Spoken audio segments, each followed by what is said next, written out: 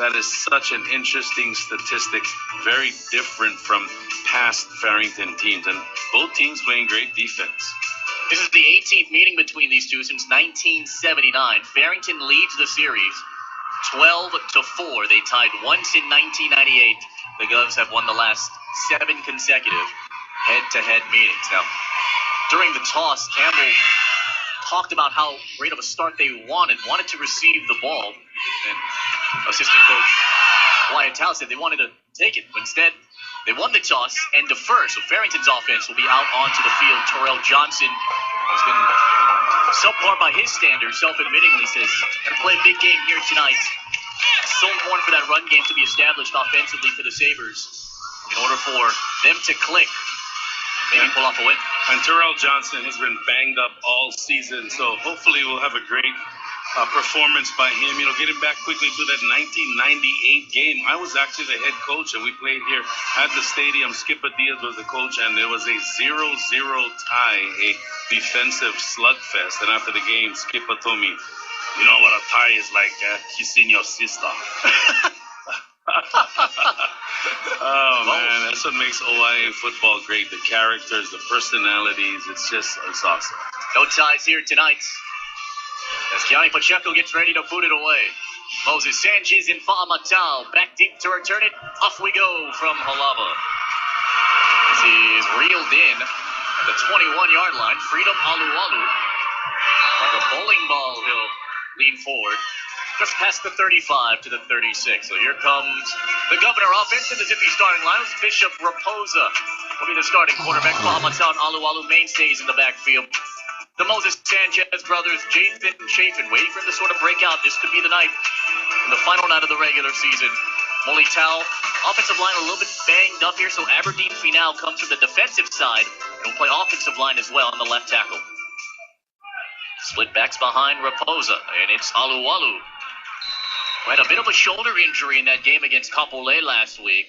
Feeling at around 75%, still a little tender. We'll monitor that, and you'll monitor the defense. As if he's starting lineups here for the Sabres, lineup like this with Apelu Liu Lamanga, Monakea Matthews Maderos, and Mameo. Linebacking core strong as ever with Kernigan Tafai, Suasaval.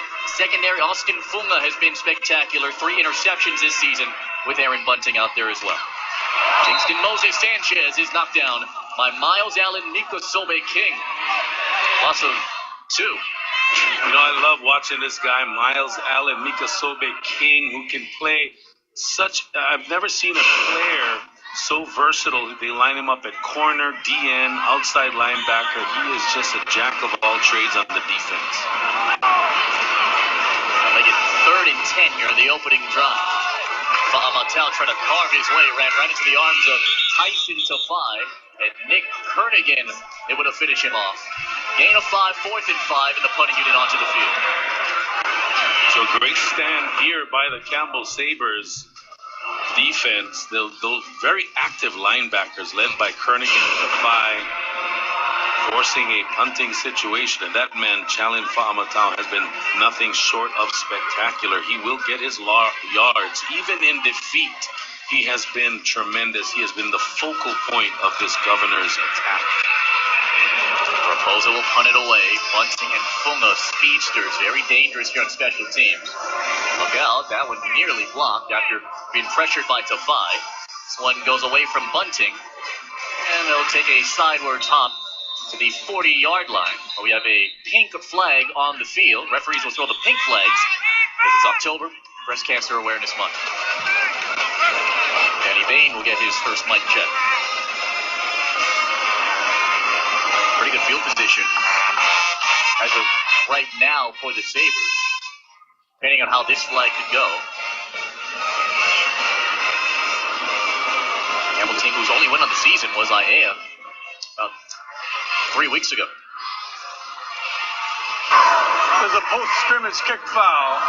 Holding on the receiving team. The 10-yard penalty from the spot of foul. It'll be first down, Campbell.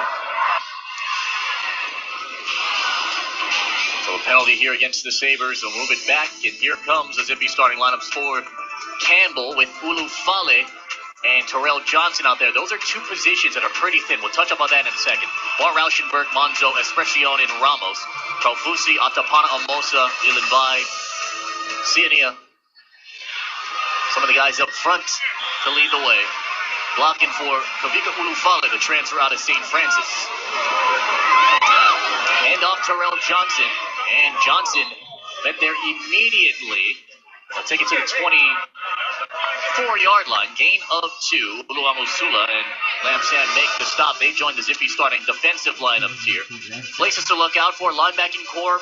Do not have Joy Ma'ai. He is out for this game. But Masalo Salo and Acorda, the DB spot, they can help carry the load. Prescott has been pretty solid as well.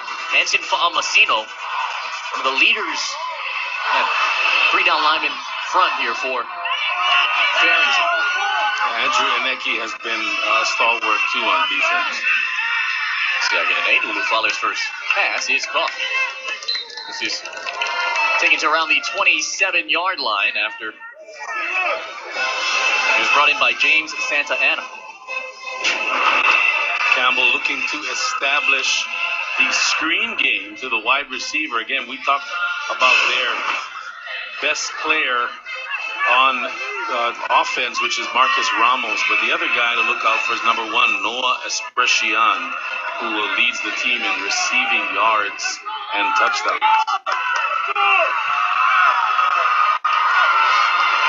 Esprecion will get the carry here and could not get out of the arms of Fo'i Sila, the 5'10 sophomore. A penalty flag comes after the end of it.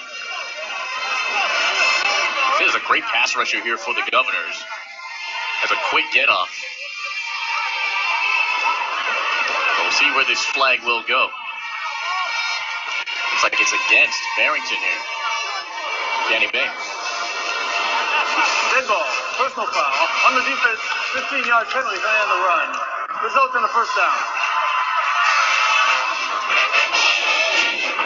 Penalties again here for Farrington. Osila able to get the wrap up. It was a dead ball foul here. Maybe that extra shove by Wesley Ulumalusula after the knee went down. The only thing I can think is that the whistle blew immediately. He was down, and that extra tug warranted the flag. Terrell Johnson wrapped up from behind by Asalem Osila. It's going to drive Coach Randall Okimoto crazy. So many penalties in these last couple games against Mililani and against Kapolei a week ago. And it's not just the amount of penalties, it's the timing of these penalties and when they come. 3rd and 4, you give up an encroachment, extends the drive, and gives their opponent some opportunities. Certainly got to clean those penalties up here if they want to survive this night. 2nd and 8 from the 41-yard line.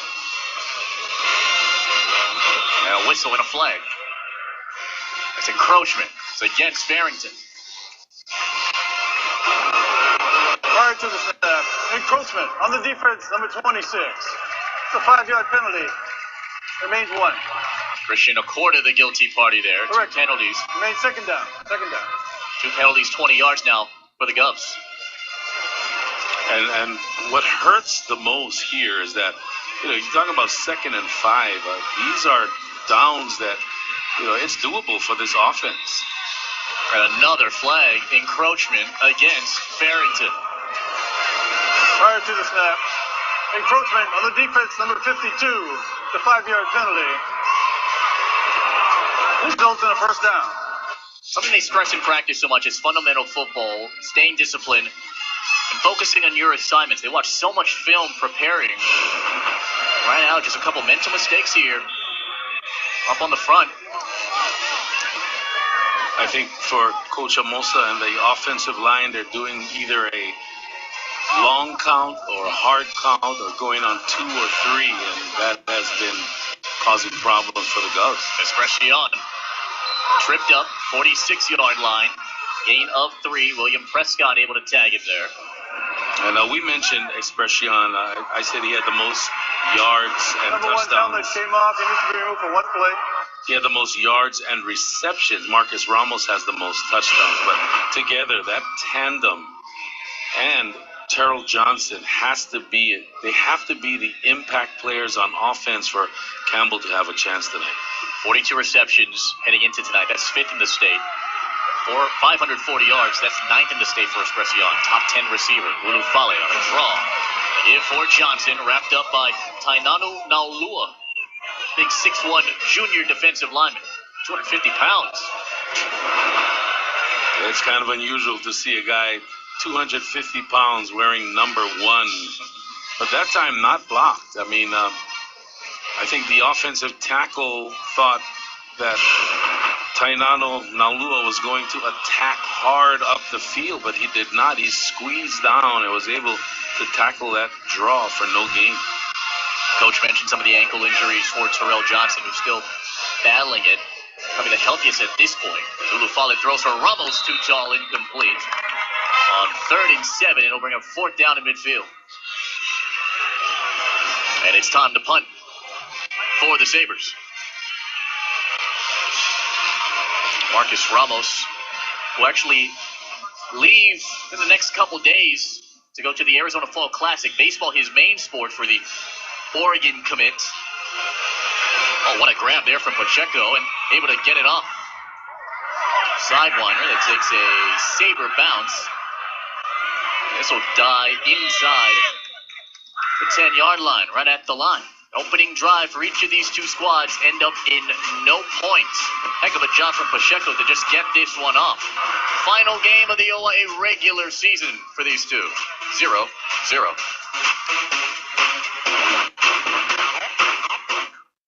What makes a Subway footlong the biggest, bestest sandwich? You do. Because it's all about your choice of freshly baked bread, tender meats, melty cheeses, and everything in between. The handcrafted Subway footlong. It's got your name all over it. Believe. Achieve.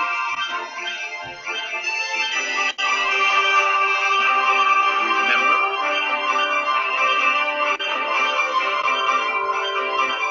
Mike's Engraving and Trophies, the official provider of OC16 Sports.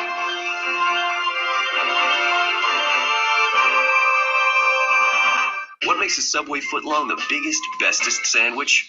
You do. Because it's all about your choice of freshly baked bread, tender meats, melty cheeses, and everything in between. The handcrafted Subway footlong. It's got your name all over it.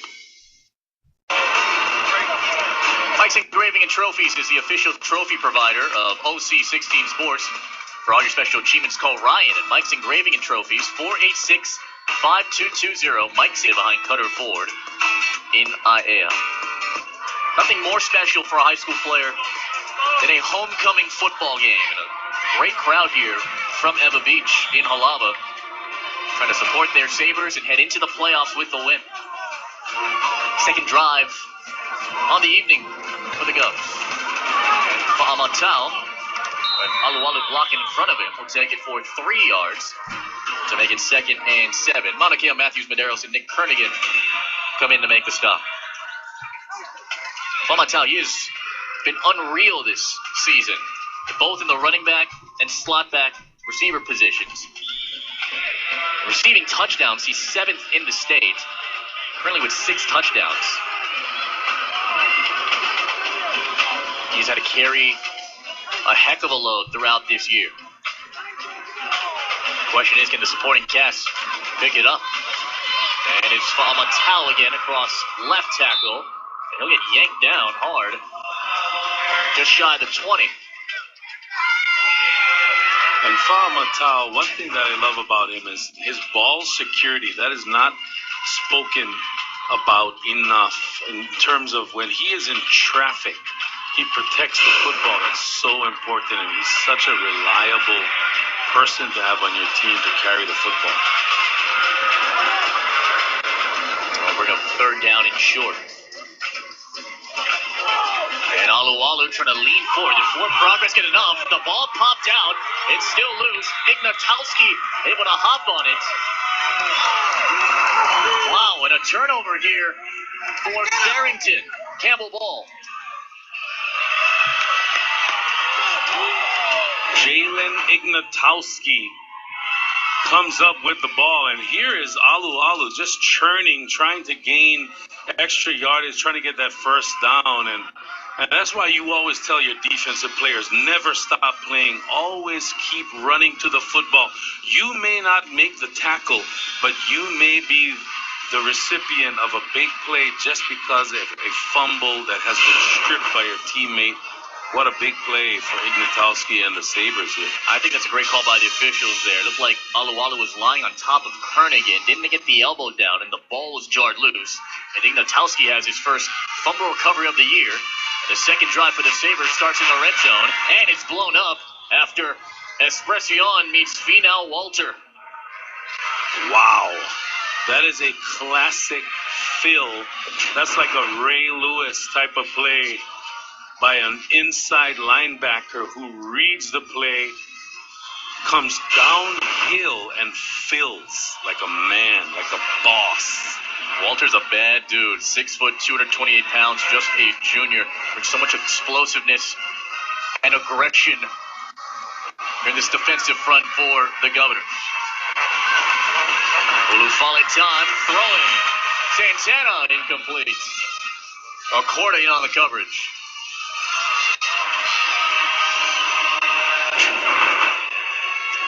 Kavika Olufale with time, just a little too far for Santana. Santana had a step on his man, Hunter Santana. There you see his numbers, 9.4 yard average. So he's kind of that underneath slot back that catches a lot of first downs for the Sabres. 3rd and 14 now.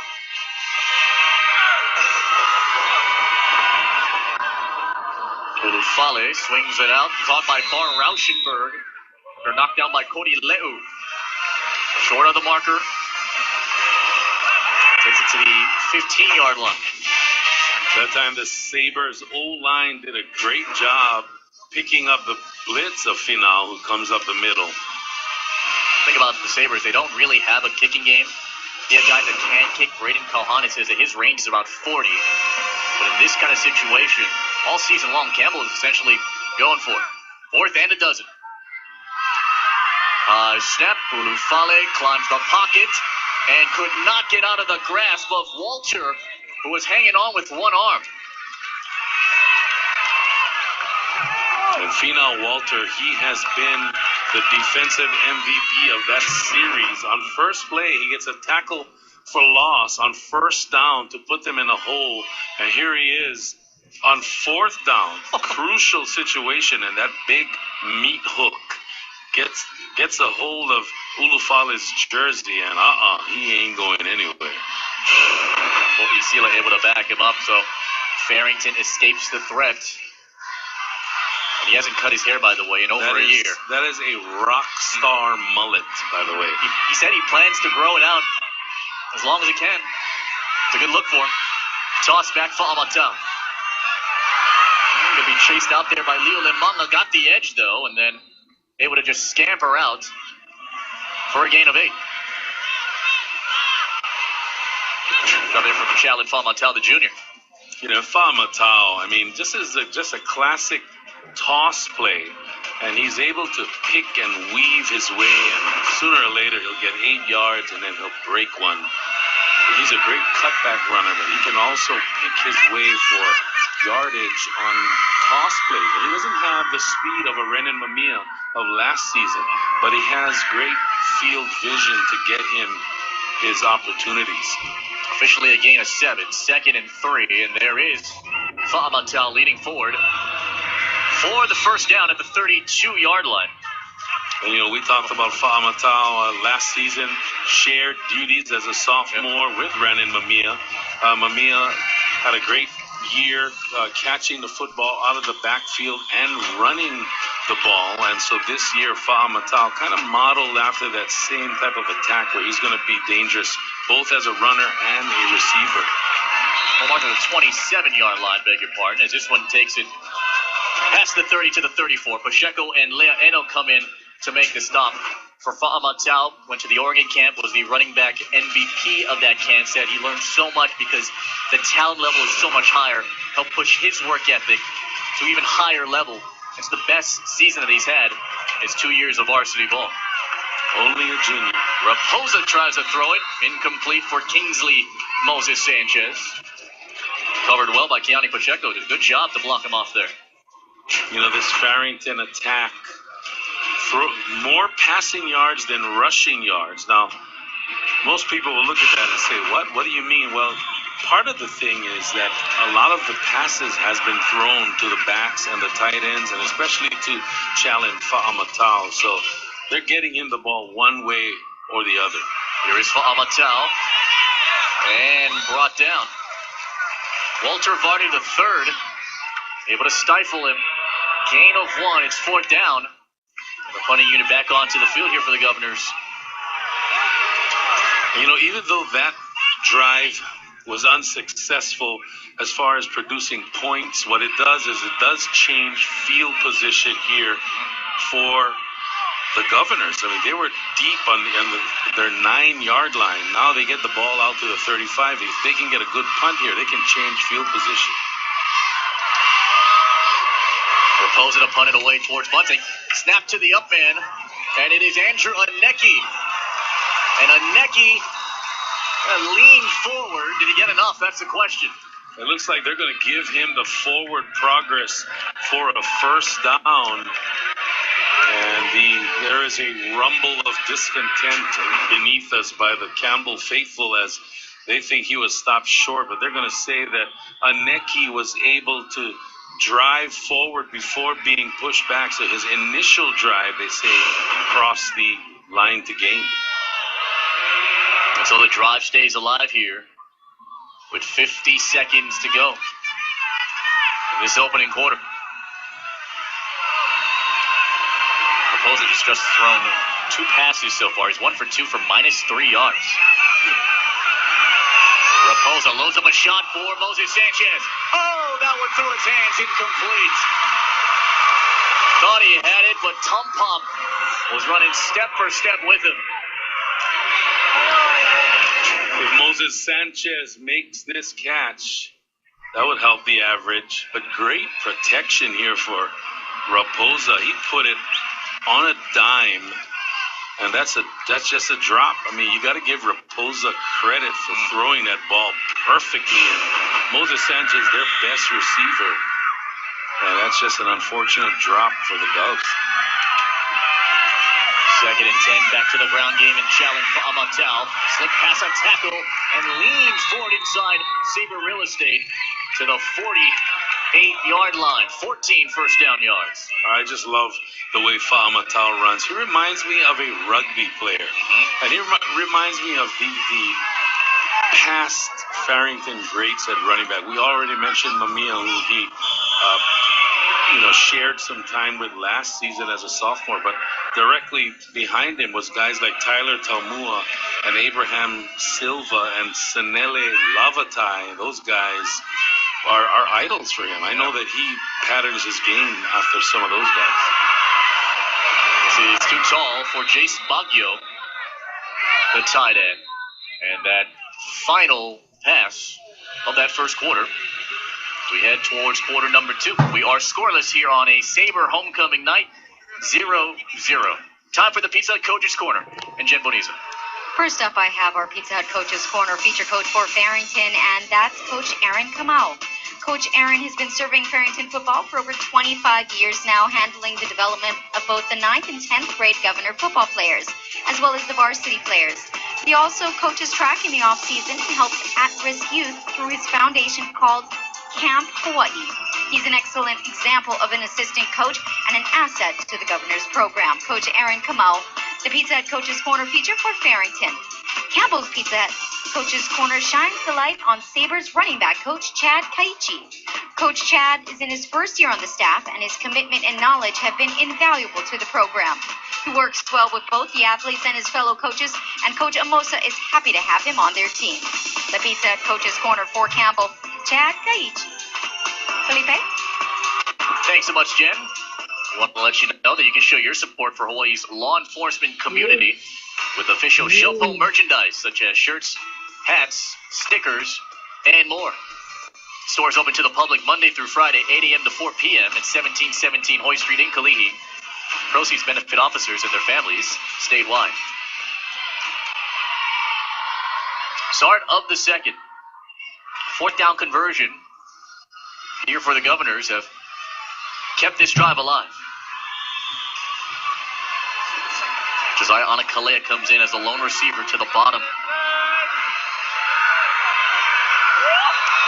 And moving up on the line. And another flag. This one's going to go against the Sabres. Second penalty tonight. Let's see here. Prior to the snap, encroachment on the defense, 5-yard penalty. Yeah, well, the head linesman said it was against the Sabres. And if the offense moves first, it's false start. Encroachment on the defense, 5-yard penalty. Remains second down. And that's the bottom line rule. If the offense moves first at any point, then that is a false start. And there you see the left tackle flinched, drawing the defensive lineman offside. So you can never have a false. If there's a false start and an encroachment, the false start always takes precedence. A whistle. This play is blown dead prior to the snap. Ethan Moango Tutia was the guilty party on that last encroachment. Let's see what the call is here. Didn't see a flag get tossed. Play was just blown dead by the head linesman. No, just to clarify, if an offensive lineman, say, is guilty of a false start and a defensive lineman comes across and doesn't stop and, he hits him really hard, he could be flagged for a personal foul for unnecessary roughness. But in all cases, a false start is the penalty that will be called. Maybe he's checking an issue with either the down or the amount of yards that was marked off. And they'll blow it ready for play here. So officially, it's second down and 5. On the 43-yard line of Campbell. They'll spread it out this time. Falmatau located in the right slot. And another whistle. Timeout, Campbell. That's their first in the half. So the Sabres will take some time to talk things over. 11:55 here to go in the second. We are scoreless. TV timeout. One of the questions I get pretty often is, am I even going to be able to get photovoltaic in this environment? And the answer is yes. We've already done over 5,000 residential photovoltaic installs. What sets us apart from our competition is the added value that we bring to the table. From your association to your permitting to your KICO applications, sign up with us and you let us handle all of that. So the customer really has very little to worry about. We take care of everything from the permitting process to the installation to the end point where you're happy with the way that it is working.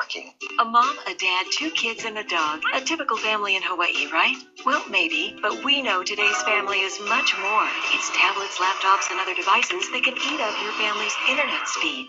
So, Oceanic is building products for how you live today by upgrading your internet speed up to 6 times faster at no additional cost. Yes, no additional cost. And that makes for one happy family, giving customers faster internet speeds only from Oceanic Time Warner Cable.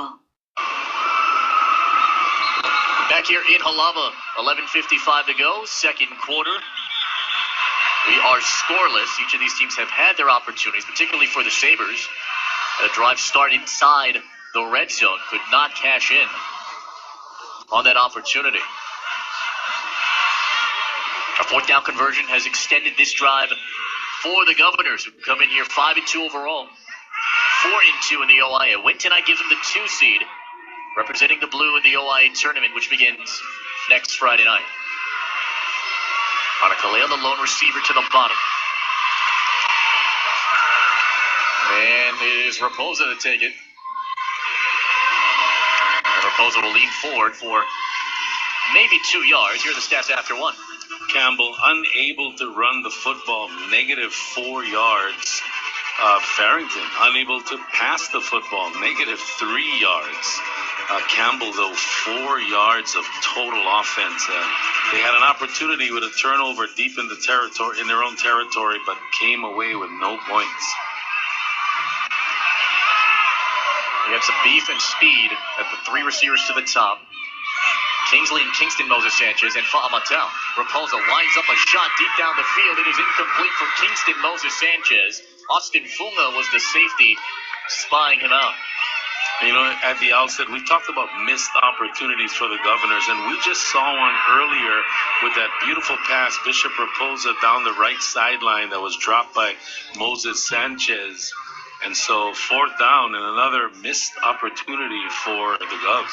Has been the theme throughout these last few games for Farrington. Now Aaron Bunting, the track athlete in Eva Beach. We saw him return a kickoff for touchdown against Aiea. Raposa getting ready to boot it away. Raposa's a high punt.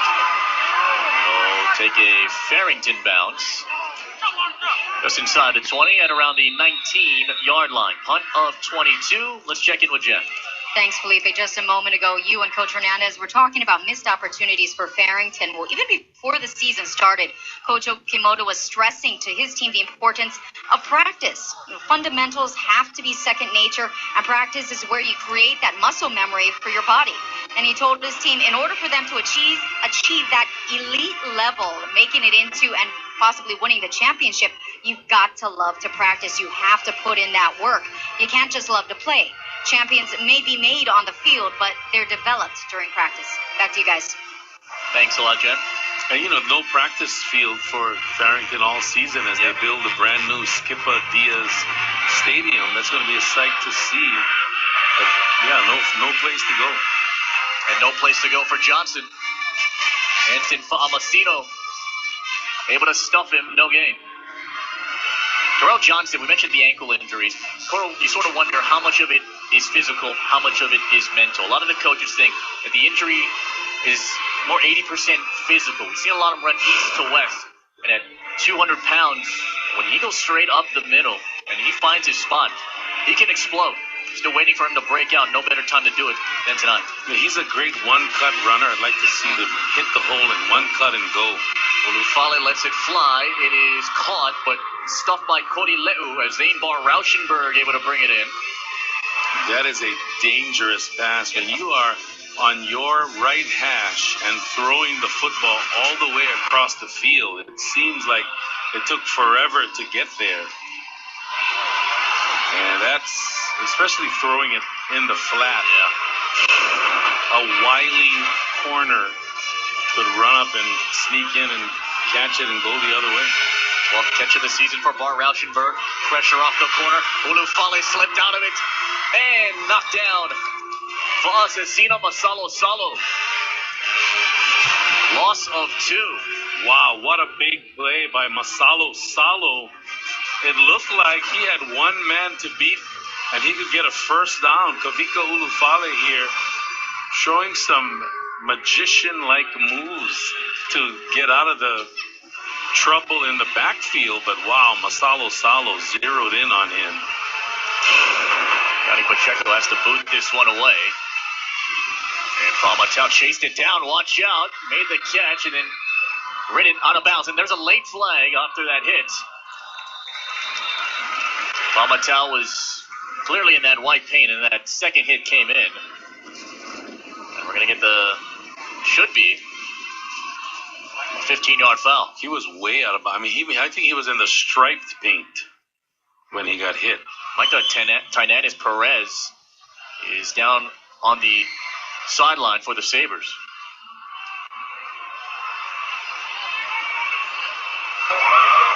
There's no foul on the play. No foul. Wow. Take a closer look at it right here.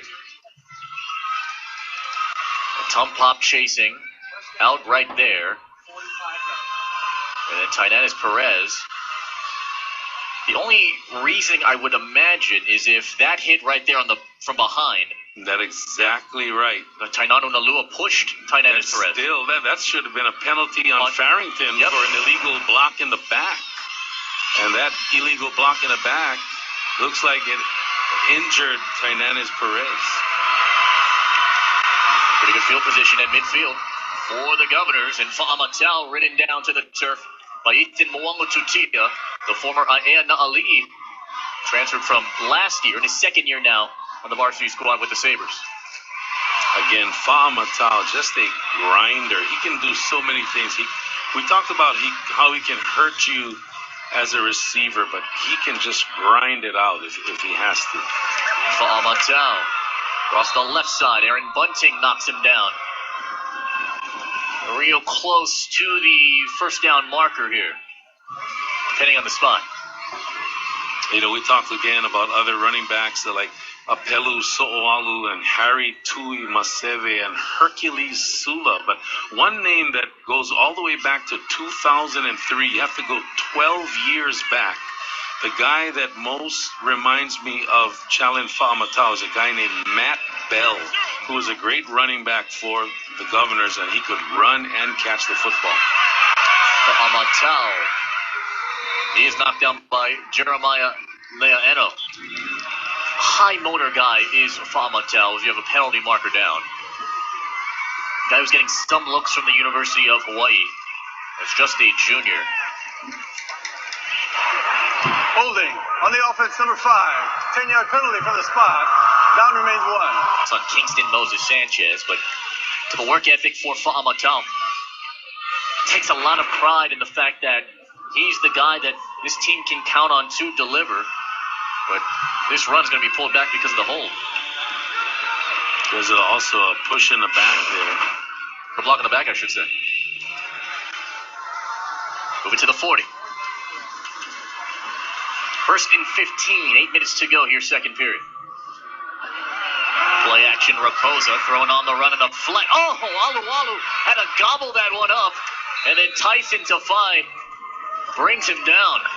A short gain of 3, but that's a heck of a catch from the junior Alualu. That is a highlight reel 3-yard gain that you won't see anywhere with a 264-pound man-child able to not only catch it with one hand, but then reverse direction with that large body.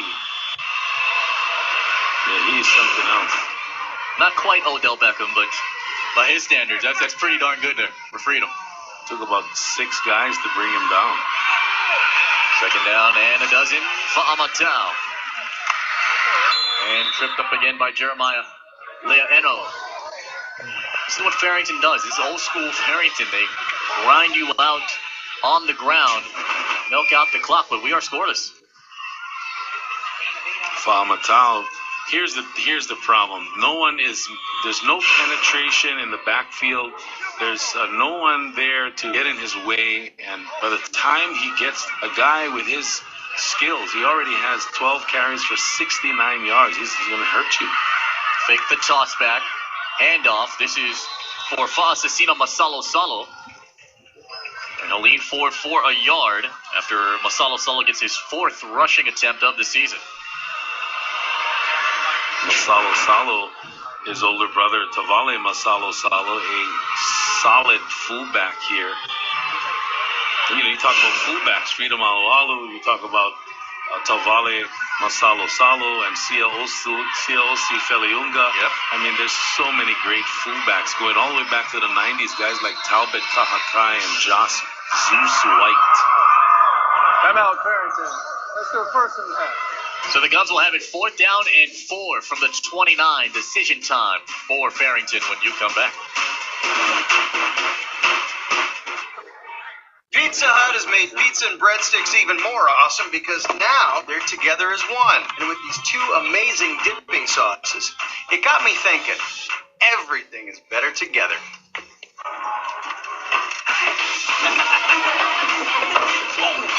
May have a few wrinkles to work out.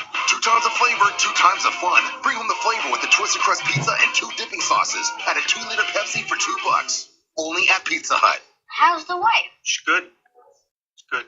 Introducing the latest and greatest enhanced DVR from Oceanic Time Warner Cable. So when nobody's home tonight and 6 great shows are on TV, whose show gets recorded? Everybody's. Record up to 6 shows at once. That's more than the phone company. Plus, you'll be able to record up to 600 hours of programming, meaning you'll never miss out on your favorite shows again. Call 643-2337 to get yours today.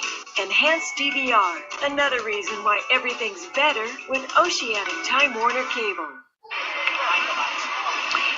While I see Riders in the house, they will march into the locker room and get ready for Game 2 of our doubleheader for the Red Division regular season title. The Sea Riders and Kahuku, each of them 6-0 in OIA play. The 1 seed representing the Red on the line. 4th down, going for it. 4 to go for Farrington. Fa'amatau trying to go over the top, but he's stuffed. That door got closed. Leah Eno was in on the stop along with Tafai.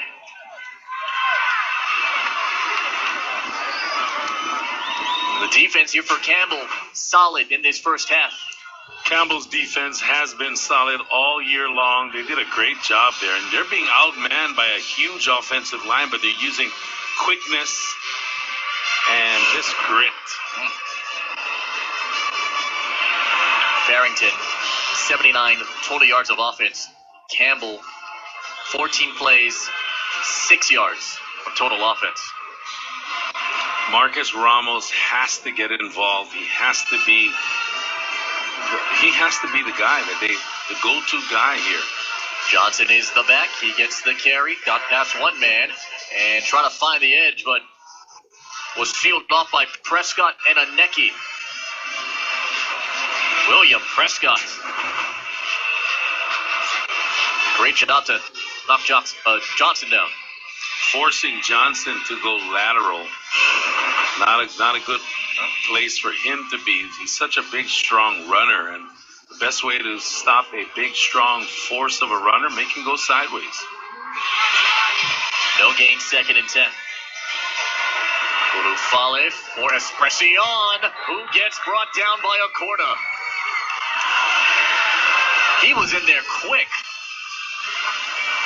Acorda, 5'5", $131, sniffed it out and stopped it. Little, but quick as a cat. Esprecion trying to turn it upfield, but Acorda met him head on, but it's a 4-yard gain, so another 3rd down here for the Sabres. We're 0 for 4 in this department. This is for Rauschenberg, who will get tripped up and around the 29-yard line. Wesley Ulualusula, the brother of Chippa, also a starter on this Farrington team, makes a stop. You know, unable to run the football. There's so much penetration right now in the run game. You almost think that for Campbell to be successful, maybe Terrell Johnson at slot and go 4 wide or empty. Oh, high snap. Pacheco's got to chase it down. Pacheco made a man miss, and he stopped inside the 5. Tainanu Nalua and Fo'i Sila. Sila banged up right now, but the Governors have great field position inside the 10. A bad snap over the head. How many times have you seen special teams mistakes kill a team? Now, he's already in the end zone. He has to come out, but you'd like to see him at least attempt a kick, because then there's a chance that if he gets roughed, you know, he could get a 1st down out of it. But it's just a bad break for the Sabres here. And the best opportunity for the Governors to score comes right now. It's at the 4-yard line for Amatau. 7 rushing touchdowns heading into tonight. Could add one more to it, but he'll have to wait after this flag is tossed. There, illegal substitution, maybe too many men on the field here. Prior to the snap. Illegal substitution, 12 men on the field on the defense. Half the distance to the goal. Down remains 1. So moves it closer, 6 feet away from 6 points now. Alualu will be the fullback. Baguio the tight end to the right. Send Moses Sanchez in motion as Fa'amatel muscles his way in for the touchdown.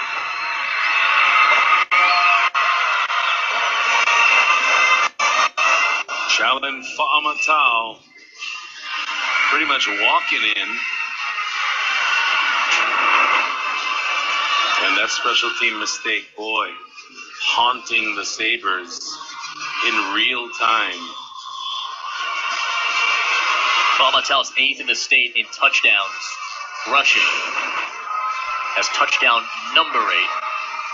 There's Jathan Chafin with Finau Walter to his right. They bunch the linemen to the left, and now they swing everybody back over.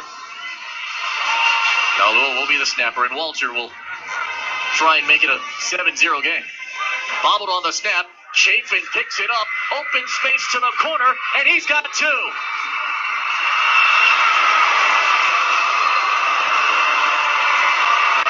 Jathan Chafin, 4th on the depth chart at the quarterback spot. One thing Chafin can do is run, and here he finds the pylon, a low snap. You know, I'd like to see Chafin on a wide receiver screen. I mean, look at the way he can run. We have not seen him really featured at all in the offense this season. He's had a bit of a wild ride in the offseason position-wise. Second on the depth chart at quarterback, and then that position got so much deeper for Farrington. Put him on the defensive side as a cornerback, then as a starting receiver, and a holder as well. And he improvises his way for 2 more for the Governors after Fa'amatel gets a 2-yard rushing touchdown.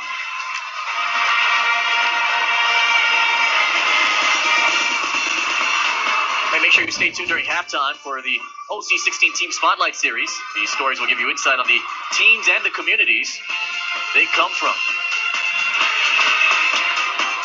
None of these schools have a home field to practice on. For Farrington, they've used a variety of places. The main courtyard on campus, and then of course Kalakala Park right down the street, actually a block away. Actually use this stadium sometimes on Tuesdays to try and get some practice time in. And also at Ka'ehi Lagoons Park. Bunting. And then finally handed it off to Nick Kernigan. And Kernigan takes it to the 36-yard line. Here's Jen. You know, tonight after the game, the Sabres will be heading back to campus to conclude their homecoming festivities by honoring their seniors with a special assembly at the gym there. Coach Mosa said they spent last night decorating the gym with the seniors' photos, making a special walkway for them to walk down as they're introduced with their parents. You know, not having a home field has been tough on the team this year, so Coach Mosa really wanted to do something special for his seniors to honor them. Back to you. Thanks a lot, Jen. A 1-6 record. These guys have remained so positive throughout this season, fighting for each other. They are brothers, and they've gotten so much love from their community in Eva Beach, supporting them every step of the way. Ulufale, this one tipped up in the air, incomplete, intended for Espressión, like Christian Acorda. Kind of took one off the dome there.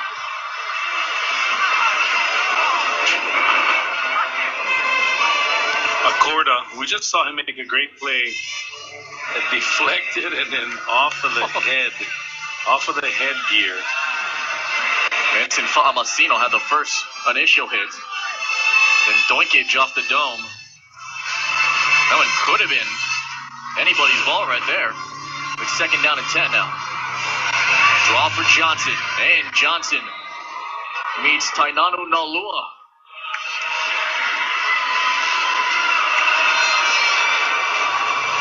Limits the gain. Bring up 3rd down. I like the call. I like the draw play call, but got to do a better job of riding the defensive linemen up the field. And for Campbell, quarterback spot is so thin. COC Soto, the backup quarterback, off the team. Family in the military actually moved away. So this is the only quarterback that the Sabres have. Ulufale, bullet. Espressión brings it down. All the way to the 49-yard line. Gain of 15. And Espressión really had one man that made the tackle. That here you see here he escapes one defender, and he's shaking his head there because he's like, darn it. One more guy, I would have gone. 1st and 10 from the 49. Ulufale chased out by Nalua off the corner, so he takes it straight up the gut and meets Andrew Aneki to the 44-yard line, gain of 5. The maneuverability here from I like what they're doing. Yeah, I like what they're doing. I like Ulufale's maneuverability. When things break down, quarterback running. I like the draw play to Terrell Johnson. They're not going to line up and muscle Farrington. They have to use guile. Outside for Bar Rauschenberg, stopped by Wesley Ulumalusula. They're on the sideline near the first down stick at the 39-yard line. Maybe another first down depending on the spot. But Bar Rauschenberg, small, scrappy, but pretty good hands as well. Just one of 2 juniors in the starting receiver spots for the Sabres. The sticks move officially 1st and 10. And Bar Rauschenberg is wrapped up by Finau Walter. Wow. He came in quick and devoured him. This is what a middle linebacker. Look at the wide stance. Timeout, Campbell. That's their Like second. Brian Urlacher. You gotta love that. I mean, I love defense. I love linebacker play, and I love this guy, Finau Walter. 4 tackles, 3 tackles for loss. Stud. And also one of 7 different kickers here for the Governors. Walter has 3 sacks on the season. They have moved him around from backward to D-line as well, and he's thrived in each of those positions. Farrington is shooting up 41 players here tonight, typically around 53. But because of team rules, 41 are available to play here. And Coach Randall Okimoto says, well, that's sort of fine with us. That's our usual amount. 53 is a pretty high number for us. That 40 is pretty comfortable. Here come the power rankings. You can check these out on OC16.tv every Monday. Punahou defeated Iolani last night. St. Louis, after a 31-point third quarter on a Thursday night, defeated Kamehameha Kapalama. The 4 and 6 spots could be up for grabs here after Kahuku and Waianae will battle in Game 2. Kapolei got a win last night against Aiea. They're in the number 8 spot. Farrington in the top 10 as well. 2nd and long. Ulufale, deep drop. This is too tall for Johnson. Incomplete. Ulualusula able to defend Johnson on that side as well. You know, I like what they're doing offensively here. They've decided, look, we're not going to line up and run the football against this squad. They are too strong in the front 7. We're going to try to spread them out. We're going to try to run some draws, some quarterback scrambles and draws, and get the ball in the hands of Terrell Johnson. Maybe not in a traditional run game sense, but in a draw play or as a receiver. 100 seconds to go in the half. Ulufale chased out. And still on his feet. Good job to not get an elbow down, but Finau Walter and Fo'isila seal him off. This is at the 47-yard line. And Finau Walter is quickly becoming one of my favorite players to watch in the OIA at the inside linebacker position. He is relentless. He is tough and rugged, and doing it all with a blonde mullet. Deep kick for Amatel. At this point, just get away from it, and he does so. They'll take a tumble into the end zone, and Farrington will have 59 seconds to operate it with. Right at 1st and 10 at the 20. Farrington, 25 plays, 81 yards of total offense. Campbell, 26 plays, minus 1 yard. And 81 yards of offense, 72 on the ground by Fa'amatau, who's just having a workman-like late afternoon as we head into the evening here. And the winds have been swirling all throughout this game in the stadium, chafing the receiver to the bottom. Raposa swings everyone to the right. Flat pass for Josiah Anakalea to bring it in. It's his third reception of the season. And maybe a gain of one. He'll bring up second down and 9. In those tunnels, Wade Waianae, Kahuku is yet to arrive, but those two will tangle. Battle of 6-0 teams in the red division. This is for the regular season title and the 1 seed representing the red. Heading into next week's OIA playoffs. Second and 9, Raposa being chased out. And hit hard from behind. Good job there from Mauna Kea Matthews Maderos to finally lay the hat. Mauna Kea came down on top of Raposa like a mountain. Here he is relentlessly pursuing from the backside. Gotta love when a defensive lineman has a motor. About a 6.5 differential between the play clock and the game clock. As Raposa loads up in the middle, open for Kingston Moses Sanchez. Kingston Moses Sanchez, chased by Bunting, pushed out of bounds. At the 37-yard line, pick up a 38. Big play for the Govs. Moses Sanchez runs a deep in route or a dig route. And no one there, and now just picks up yardage. Bunting, the only guy with a chance at pushing him out of bounds. And now with 2 timeouts left in 9 seconds, you can't take your shot at the end zone. It will likely be the final play of the half. Or you can take another sideline bite. Get you a little bit closer. 9 seconds to go, first half. This is Raposa. Letting it fly, sideline. Fa'amatau got the toe down. There is that 9-yard bite at the 28-yard line. 3 seconds remaining. Fa'amatau, how many starting tailbacks can you insert at wide receiver and comes up with plays like this? Barrington, that's their second in the half. For Challen Fa'amatau, we talk about his efforts in his slot back position. Fa'amatau said he learned slot back from Nalu Tagovailoa. Of course, he played over at the Ewa Beach Sabres when he was growing up. He used to sleep at Tua Tagovailoa's house, and all they would do is they would go to the neighborhood park, they would run around. So he credits a lot of his slot back prowess to your OC coach, Nalu Tagovailoa, who continues to run that Ewa Beach Sabres team. Let's go to Jen. Thanks, Felipe. Farrington is having a T-shirt fundraiser to help cover the cost of their football banquet. To purchase your shirt and support the Governors, you can contact Team Mom, who is Jamie, at jlmshaw@hawaii.edu to get your shirt and support the Governors. Back to you, Felipe. Thank you, Jen. Right now, Farrington with 3 seconds remaining. So in all likelihood, barring a penalty, in the final play of the half. Anakalea and Chafin, along with Fa'amatau and Sanchez, the receivers, and Timeout Farrington. It's their third and final timeout of the half.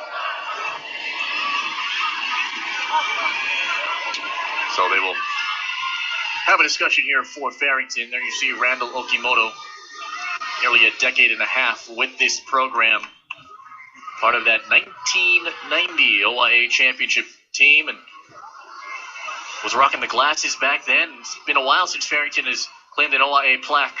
Brought it back to Kalihi, but... Well, that's actually the only one. Farrington became a member of the OIA in 1970, so it's been 45 years. And it's just amazing because they're always near the top. They're always in the conversation as either 1, 2, 3, or 4 in the they're in states. They played for OIA championship as recently as last season, so they're always in the conversation. But it was Skip Diaz and Randall Okimoto at running back that led them to their lone title. Maybe the final play of the half. Raposa lets it fly deep for Fa'amatau. Incomplete. Bunting is on the coverage. A flag is out. We get pass interference here. Pacheco and Bunting was in on the coverage, trying to swarm Fa'amatau in that corner. think that's exactly what the call is going to be. It's going to be interference on the defense, number 3. Half the distance will go. We'll have an untimed down. It's on Bunting. wow, an untimed down. And here, the departure of the great kicker Kekoa Sasaoka, who transferred to Kahuku right before the season. This is where his presence really hurts you, because even at half the distance, it would be a chip shot for Sasaoka. So to lose him really hurts and pretty much forces you now to go for a. Oh, let's see where the spot is. But yeah, you pretty much 14-yard line. Pretty much got to go for it here. The foul, by the way, looked like it was more on Pacheco than Bunting. Pacheco had the shove. In the meantime, one untimed down, chance to add to this 8-0 lead. Even for Campbell, a stop can at least take some momentum heading into the locker room. Chafin, the receiver up top. Raposa swings everyone to the left. Lets it fly again for Moses Sanchez. Tipped up in the air, batted down by Bunting. Moses Sanchez looked like he got a little bit of a shove against that defensive back. Interference on the offense. You did? That penalty is declined. Halftime. Kingston Moses Sanchez had his arm out to try and get some space, and that'll end the first half. Well, Points Campbell, at a premium. 26 plays, 1 yard. They're happy to be down only 8-0. And for the Sabres, they'll get the ball to start the second half. Homecoming night for the Sabres. It's 8-0 Barrington here on OC 16.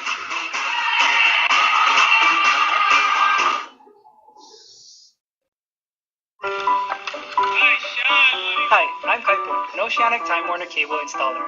I may have serviced you at your home or your business. I'm a father and a coach, but I'm also a proud member of IBEW Local 1186. We care about the community, and we care about you. Working hard at the jobs they do. IBEW Local 1186. Local people serving your local community's communication needs. IBEW Local 1186. Lighting your path to the future.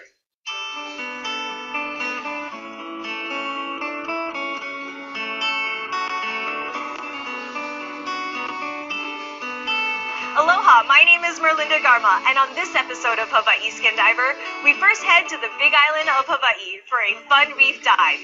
Then to the North Shores of Oahu for some serious blue water action. Tuesday nights at 8:30 p.m. on OC16, exclusively on Oceanic Time Warner Cable.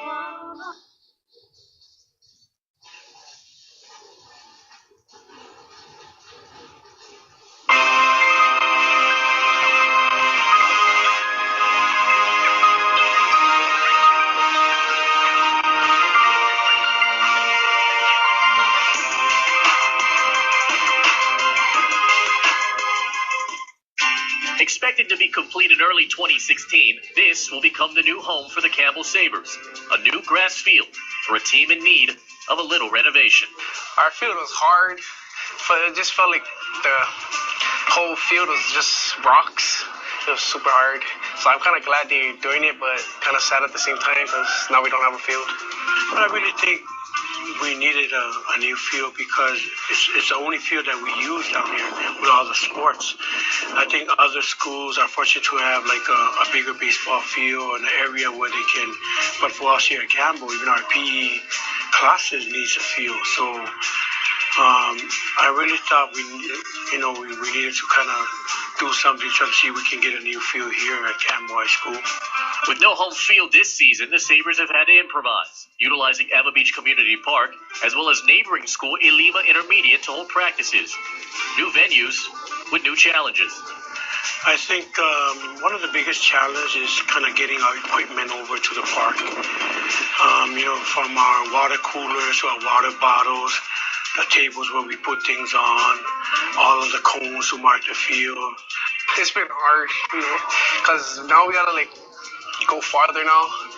I mean, it's not the same, because over having our home field it's like a lot of stuff we did on this field, a lot of memories we had.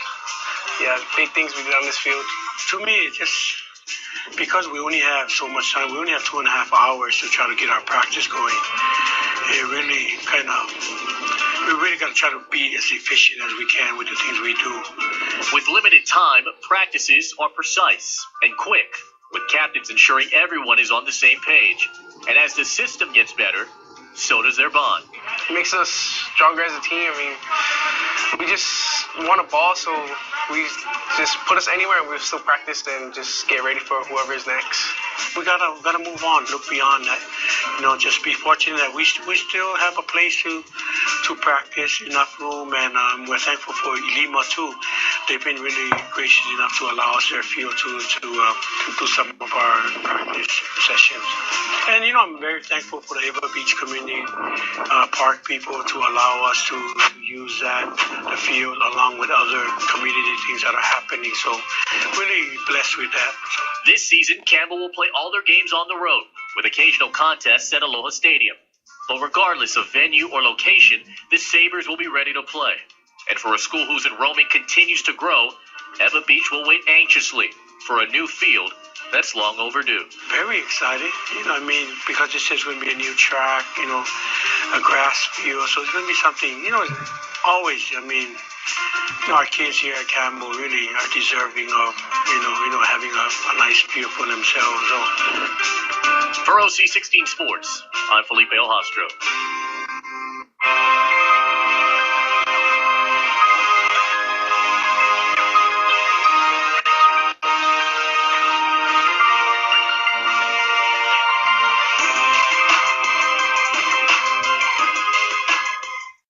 Governor Wallace Ryder Farrington High School was founded in 1962.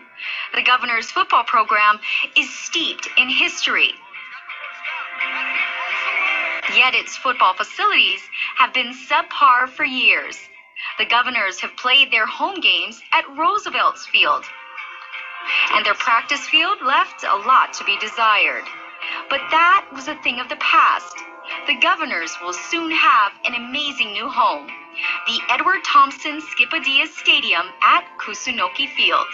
We have a beautiful renovation, upgrade as you call it. We'll have a stadium that seats 5,000 people, track, field turf, concession, locker rooms, training room. And so I think everybody can't wait till it's finished, and hopefully it will be done by next year. In the meantime, we are making do without a field. It's a situation that has forced Okimoto and his staff to get creative with their practices.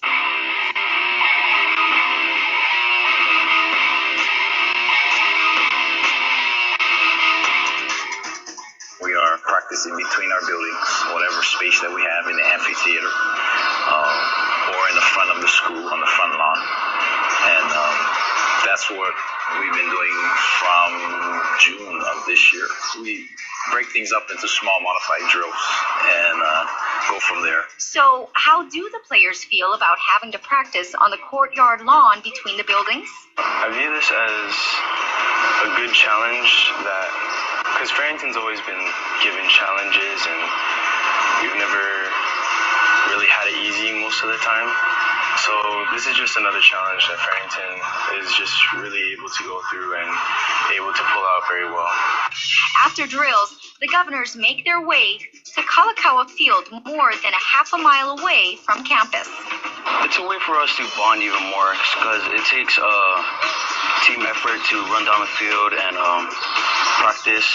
Without the field, it can't do much, but we work with what we got. It weeds out all of the non-committed people, and we have a group of good, committed guys who are willing to get better and make this team great.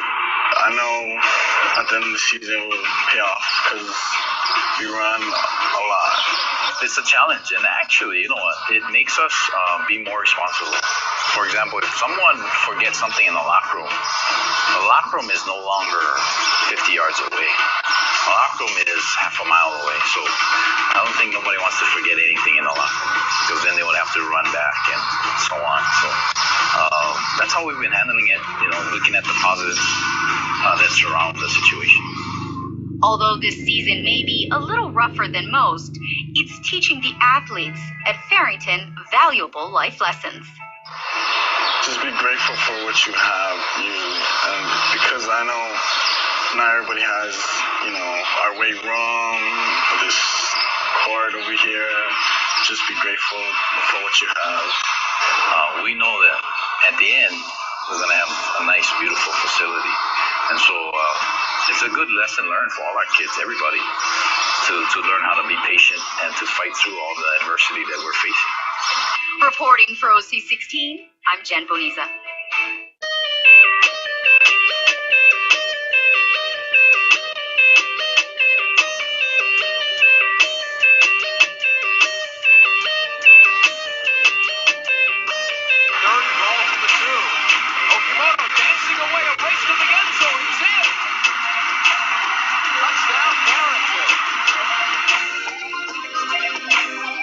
My time as a young kid at Pelham Settlement. Actually, I was what is referred to as a bambula. It's a kid really bigger than they should be. Few people will ever be bigger in the history of Hawaii high school football and leave such an incredible mark in education through athletics like Skipper Diaz. As a player, he was an all-league standout when Farrington was part of the old ILH. Graduating in 1962, Diaz went on to Oregon State in all Pac-10 honors as a defensive tackle.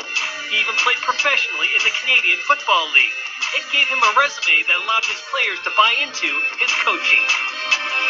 So that was the stuff that made it. The sports was an essential way for me to get their attention. He held their attention for 21 years on the Farrington sideline, 17 of those seasons being the head coach of the Governors. His Govs ended up making the playoffs 12 times, including a stretch of 9 in a row starting in 1990, the year they won the OIA championship. A proven winner on the field, Diaz always felt coaching players for life beyond the game is what made his students true champions. I had the fantastic opportunity to watch 8 of my kids that I coached. And one of them is the head coach now, Randall Okimoto, and 6 or 7 of the other kids who went to Farrington and now are adults. They're in the education field. They're in the policemen. They're the ones that made me. Usually in Hawaii, governors only serve a 4-year term in office. But it's safe to say this product of mayor-right housing will always be the governor when it comes to Farrington High School.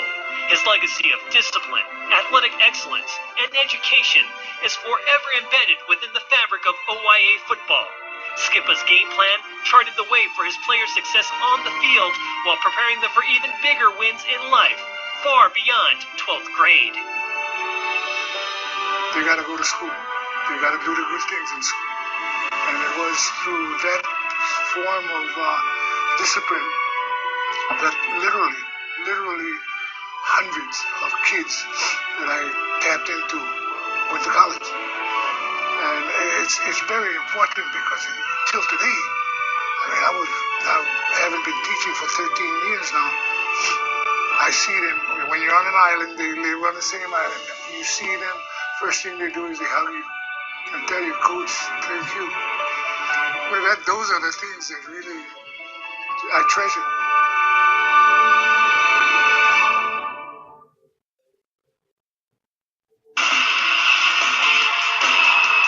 Back here in Halava and Aloha Stadium on a Campbell homecoming night, and right now the home team Sabres trailing by 8. There you say the homecoming court from Eva Beach. Pretty good crowd has made the trip to Halava. We're trying to will their team back into this game in the final OIA regular season game of the year. Back here in the booth, Felipe, there, Jets coming up in just a minute. What do you make about what we saw in those first 24 minutes?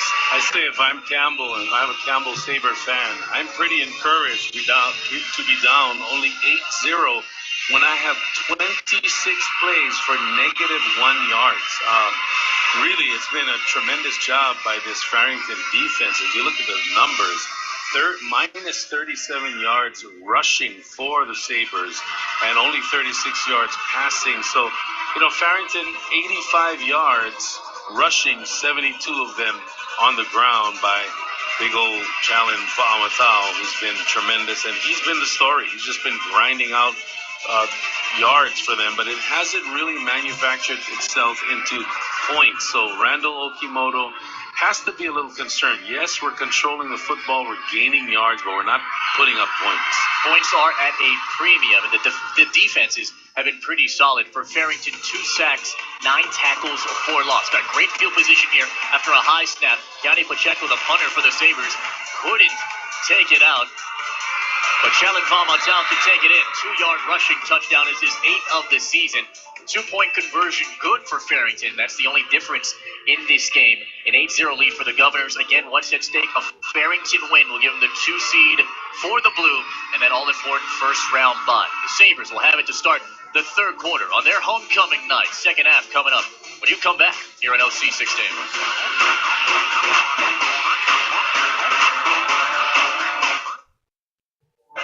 So how did you get this gold PS4? So last week I ran into this guy, Dimitri Two Hands. He used to run with the mob. Anyway, his goons boosted some bullion from the Kemerov vault. But the bars are marked, so they had to melt it down. Now it's in a cookhouse. You know the right guys and have the dinero. People are dipping all sorts of stuff in it. That's how.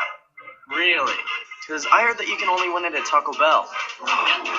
Grab a Quesarito or Volcano Quesarito Big Box for a chance to win a limited edition gold PS4 bundle. There's a winner every 10 minutes.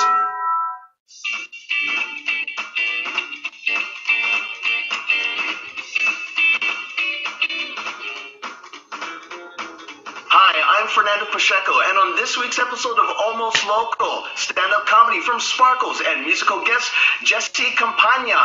Hey. What are you doing with your hands? I don't know what to do with my hands. Play guitar.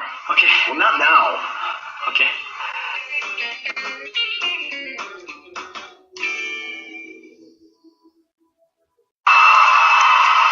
Welcome back. Halftime continues here at Aloha Stadium. Farrington right now leading Campbell 8-0. And the Farrington Governors have introduced a new code of champions. It was actually implemented by their principal, Al Carganilla, who happens to be a former coach. But Coach Okimoto said that this new code of champions really sets the bar a lot higher for their athletes. Some of the new rules that the athletes are expected to abide by: no negative social media posts.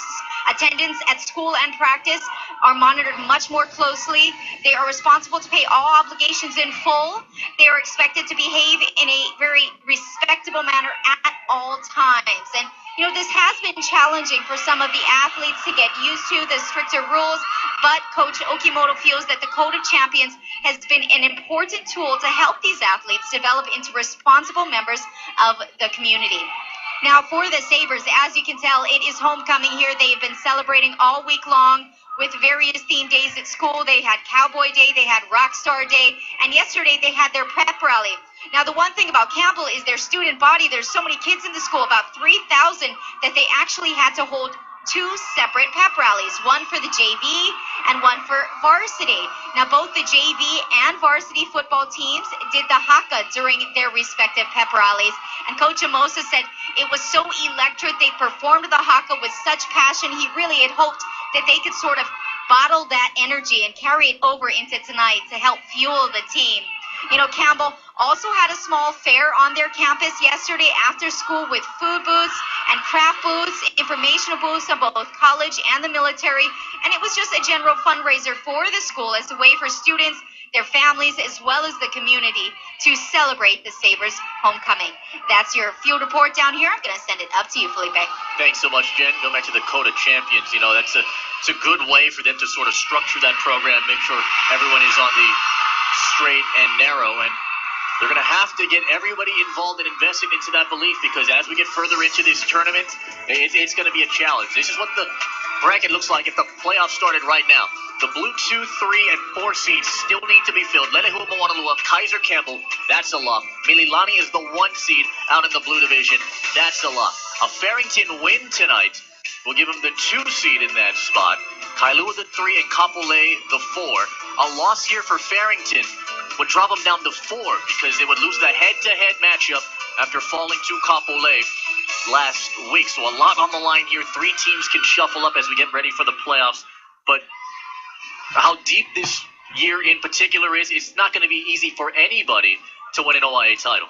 You know, I think the OIA it's so. I mean, there's a lot of parity, obviously, in the ILH. You saw it, and here in the OIA, and I think, Mililani has been head and shoulders the best program, and thus far they still are.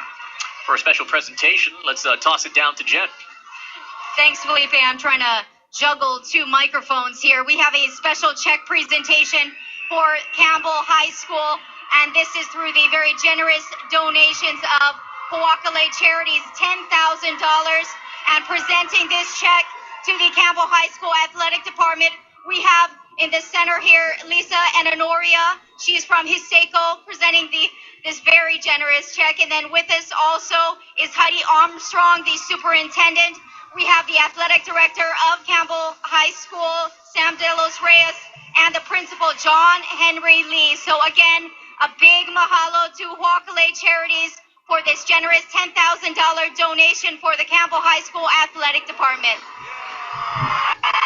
Back to you, Felipe. Thank you so much, Jen. And you know what? For those students out there, 3,000, number one public high school in terms of attendance, they so need this money. I'm sure they're loving this cool weather right now, but for those athletes and for those students, it's well-deserved over there in that community, which is so tight-knit.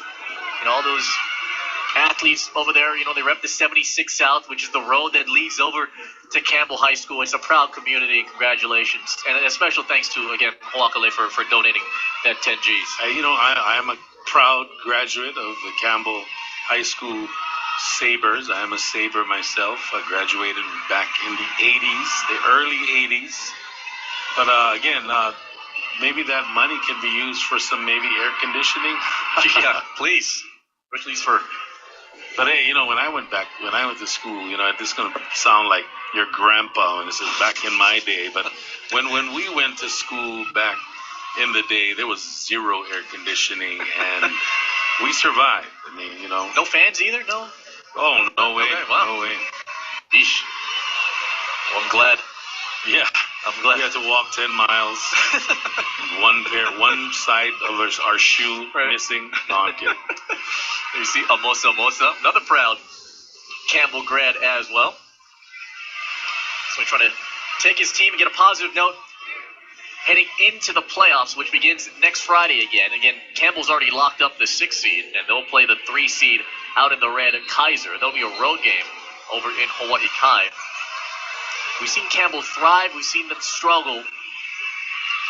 It's an interesting sort of feeling throughout this season, but again, all these players, particularly the seniors, have remained so positive in supporting the rest of the team and keeping their hopes alive here. And hey, although it's just one win on the season, you're in the playoffs.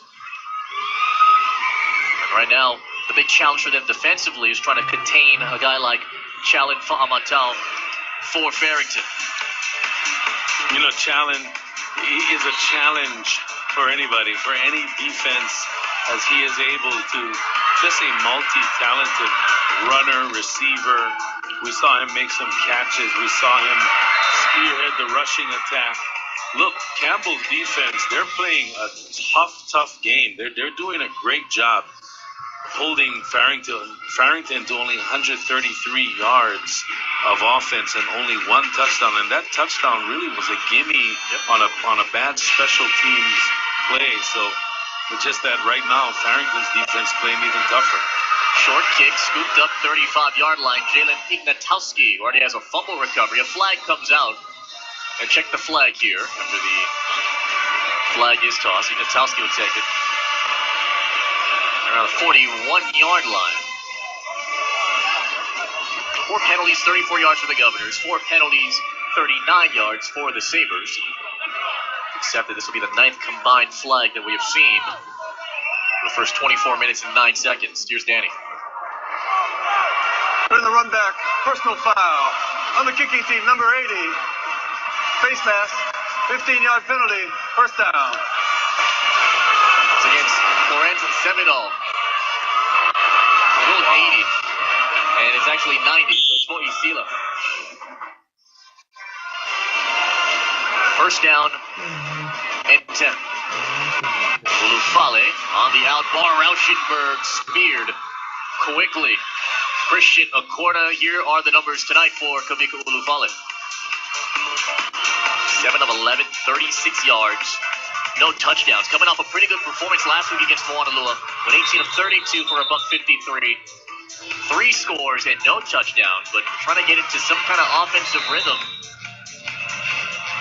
And they've been trying to establish the run game to try and free up some options, but Farrington's defense has been so solid, particularly in that front 7. This is thrown a wide open. Marcus Ramos all the way home. Touchdown. Wow, Marcus Ramos. And look, going into the game, we talked about Marcus Ramos, who has 6 touchdowns coming into the game. The Oregon recruit for baseball also is a mighty fine wide receiver, and that is the first time he was targeted. Now, look, you're down by 2. I'd bring back Mr. Ramos and throw a fade to him again. You can see this guy, wow, just getting it done. Big old Marcus Ramos, 6'3", 190. Able to bring in the touchdown. Braden Kalhane has hit 9 of these extra points this season. Look out, it's blocked down by Chipa Ulualusula. So Campbell gets on the board. It cannot tack on one more, but it's Marcus Ramos to get his 7th touchdown of the season. What a beautiful pass to it. Marcus Ramos, 41 yards, avoiding a sure tackle. And this guy is just, we saw him last week, and he was the player of the game for the Sabres. And here he is again, making noise. Interestingly enough, the first pass thrown his way. And, if my guy has 6 touchdown receptions, he's getting more than 1 look in the first half. And suddenly it's a new ball game with Marcus Ramos bringing the Sabres to within 2. Can't speak enough about this kid, a 6'3", 390-pound junior pitcher on the baseball team for the Sabres. About to go to Jupiter, Florida, and compete with some of the best baseball talent around the country. 4 juniors are going there. Usually it's typically seniors. He's one of the 4 in the country that is going there, who already made his verbal commitment to play at Oregon. But able to bring in the touchdown, and it's his 6th touchdown in the last 4 games. Gives 7 overall on the season.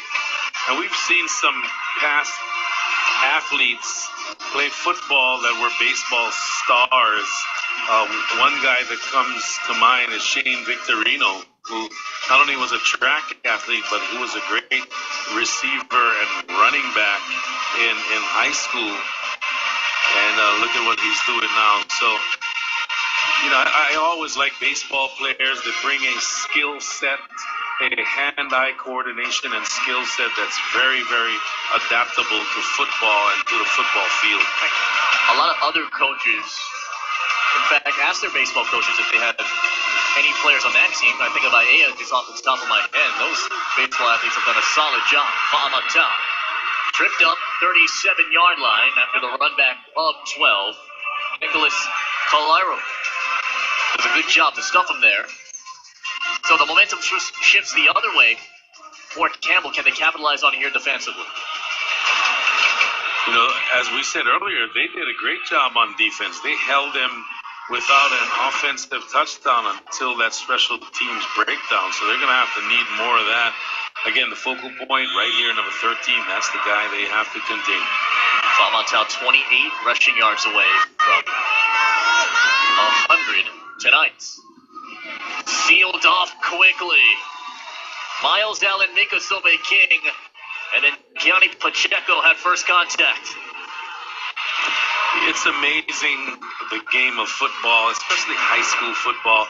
It's such a game of great emotion. And when a team makes a big play, when a team makes a stand, a big touchdown, that gets the rest of the team energized. You see the defense playing with a little bit of swagger here in the second half now. 2nd and 10 from the 37. Raposa throws for Moses Sanchez. Tipped, and it's intercepted, but a flag is down. Funga took it away after the touch. So we'll see it here if it stays with the Sabres or if it's a penalty against Campbell.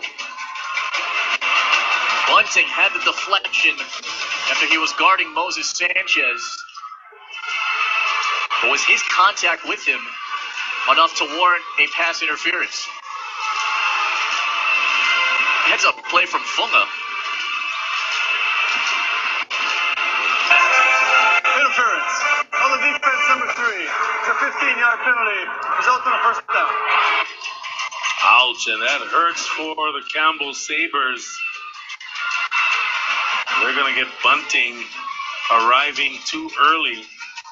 Heads up play by Funga. Try to open up the middle with one of their tall targets. That's a good call there with the left arm just sort of wrapped around Moses Sanchez's left shoulder, and the back judge saw it right away. So the drive keeps going. Inside Sabre real estate, 48-yard line. Famatel. And he is brought down at around the 43-yard line. It's a gain of 5 yards. Tyson Tafai, the linebacker, comes in to make the stop. One of the leaders in this linebacking corps. He used to play football at Evan Beach Community Park, played for the Hammerheads growing up as well. Look at how he's slicing. Holding on the offense, number 59. 10-yard penalty from the spot. Remains first down. That's on Aberdeen now. 7 tackles, fumble, recovery, block, punt last week versus Moana Lua. Saw how big he was in that game on the defensive side. That hold takes it way back. 25-yard line. Raposa over the middle, caught for Amatel. Running laterally, but Sua Savao able to eat him up.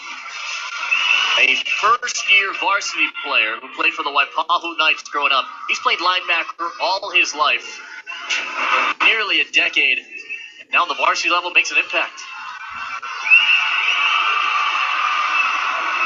Read that one out and spun Famatel dry. Second down and 15.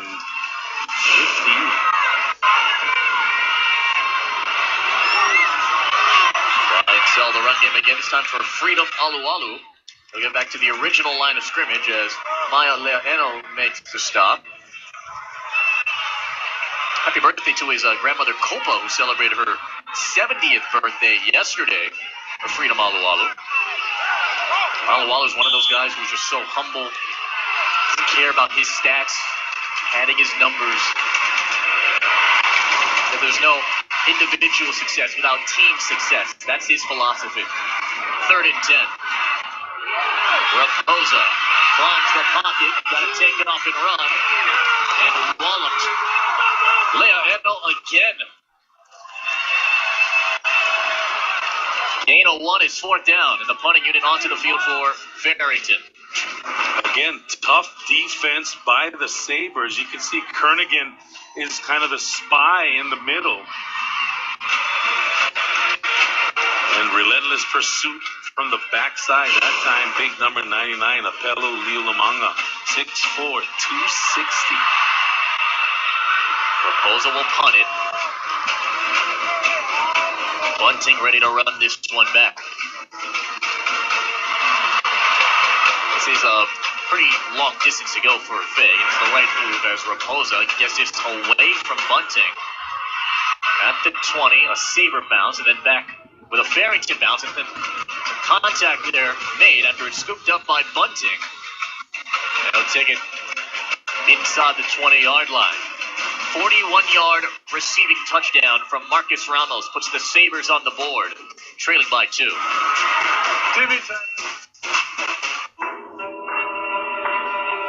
It doesn't matter how many times you get knocked down. What matters is how many times you get up. You need the right people by your side. The people who know how to help you heal. Who will help you overcome what stands in your way. Who will understand how to help you live your dreams. Suit up for fun in Seattle with Zippy's Ultimate Tailgate Giveaway. Zippy's and ESPN 1420 will send you and a friend to Seattle with airfare, hotel, and tickets to a professional football game. Your entry also qualifies you to win a weekly party pack worth over $800 through November 23rd. Receive an entry form with any purchase, including the chili plate, spaghetti with garlic bread, and turkey neck soup. Don't miss out on your chance to win with the Ultimate Tailgate Giveaway from Zippy's. If you haven't done so, you got to check out XCast. It's our multi-view high school sports channel where you can watch up to 3 high school games simultaneously. Live games and encores, all high school sports, all the time. All of it on channel 1020. Game 1 of a doubleheader here in OC 16. Kahuku and Waianae on deck for the Red Division regular season title. Felipe Ojasco, Darren Hernandez, Jen Boniza. Second drive of the second half for the Sabres, trailing by 2. Ulufale option for Johnson, bobbled it on the ground. There's a flag thrown. It is recovered by Farrington. Anson Fa'amasino. We have to check the flag here. It's going to be another penalty in the 20-yard line that could give Farrington a shot. No flag. Farrington ball, fumble recovery. Wow, another big mistake. The speed option to Terrell Johnson, and he just flat dropped it. Trying to get a good look at where he needed to go before he fully had the ball. And now, wow, backed up. Yep. And for Anson Fa'amasino, that's his second fumble recovery of the year. And his first since the IAA game on September the 4th. Campbell takes a timeout. You know, you like to see that, the players walking by and tapping Terrell Johnson on the head and, you know, giving him an encouragement. It's a team game. It shouldn't come to one play. Yep. You know, it has to come from all 11 making plays throughout the course of a game, and there you see the encouragement by his teammates. Turnovers have hurt Campbell in these games, and in these kind of situations they have been forced to burn their timeouts so early. And when the game gets a little bit tight, a few chances to stop the clock, but we're going to take this time to try and settle everyone down as Randall Okimoto looks on with his team up 2. And Farrington only won one OIA championship back in 1990. The late great Skip Adias, the head coach there. A field expected to be completed next year. Just the field part, not the entire stadium. But it'll be good for these kids from Kalihi to finally get a spot to practice. First and goal from the 8 for Farrington. Alualu motions. Fa'amatau on a hole, still going, and takes it inside the 5. Around the 3-yard line. Funga and Leo Limanga able to stop him. That big offensive line just doing a great job here. Look at the size of these guys. Again, the D-line for Campbell in 4-point stance mode, trying to get low. And in for the touchdown is Fa'amatau. Some extracurriculars as Funga and Fa'amatau into a verbal spatter. And right now, Farrington, as it stands, puts up 6 more on the board.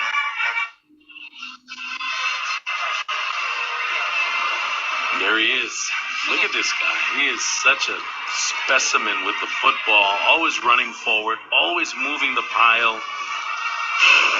A great kid, very respectful kid. You know, during the course of our game, when we had that historic win, you know, very polite, shook the hand of our players and our coaches, and just a good guy.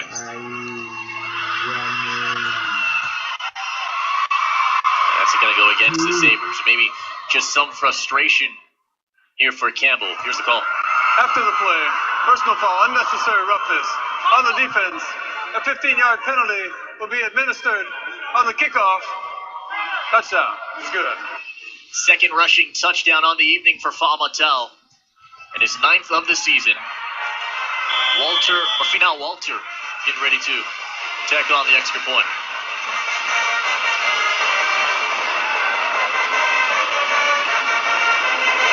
And Walter puts this one through.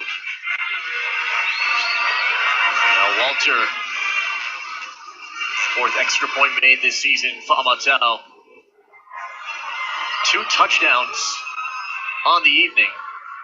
His 19th of his career. Currently in the middle of his 2nd full varsity season.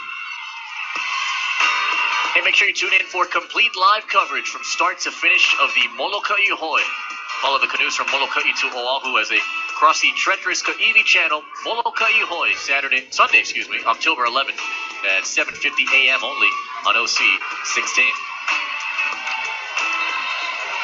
So as quickly as Eva Beach brings up their momentum, just a costly turnover that allows Farrington to put up another touchdown. At this point, it's a 2-score game. 7:01 remaining here in the third. A big return here from Bunting, or even Micah Tumpop, who's back to return this one.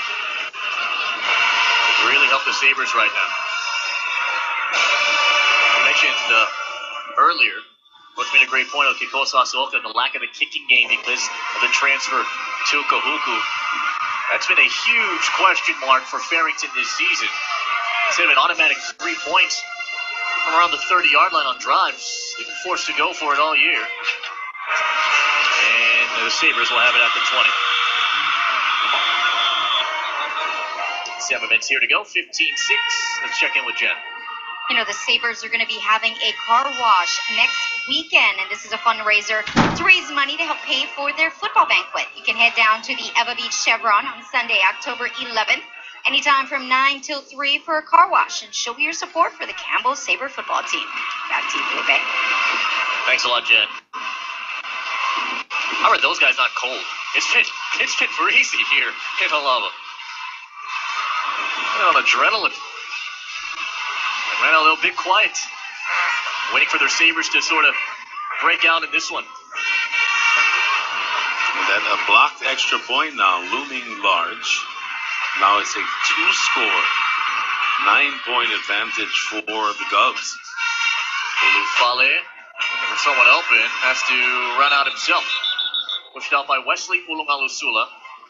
This will be a loss of about, let's see here, 3. Make it 4 to the 16-yard line. 17 rushes, minus 50 yards here for the Sabres in this game.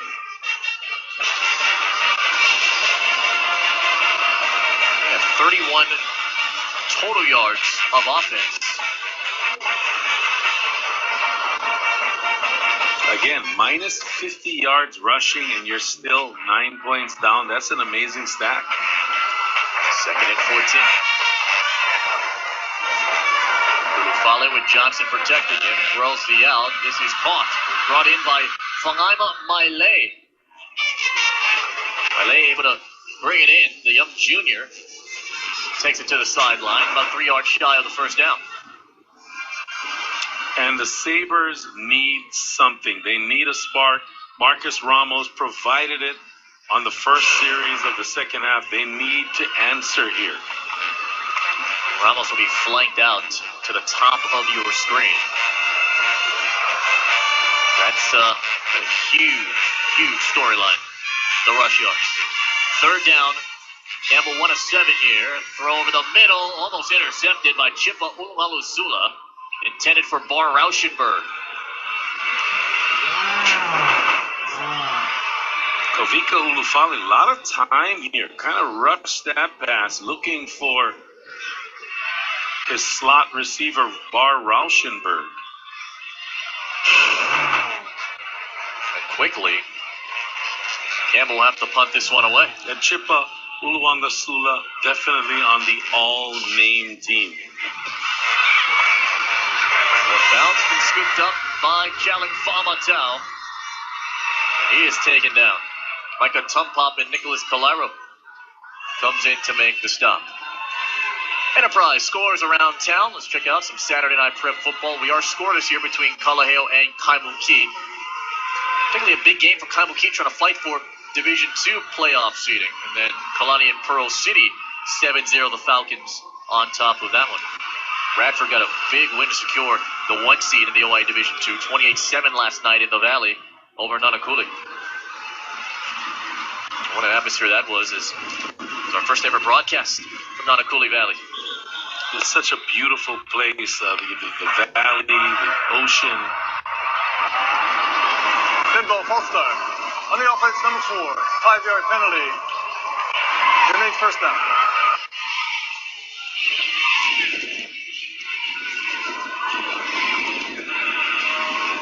So we'll move it back a little bit further. American 7 penalties, 64 yards now. First and 15.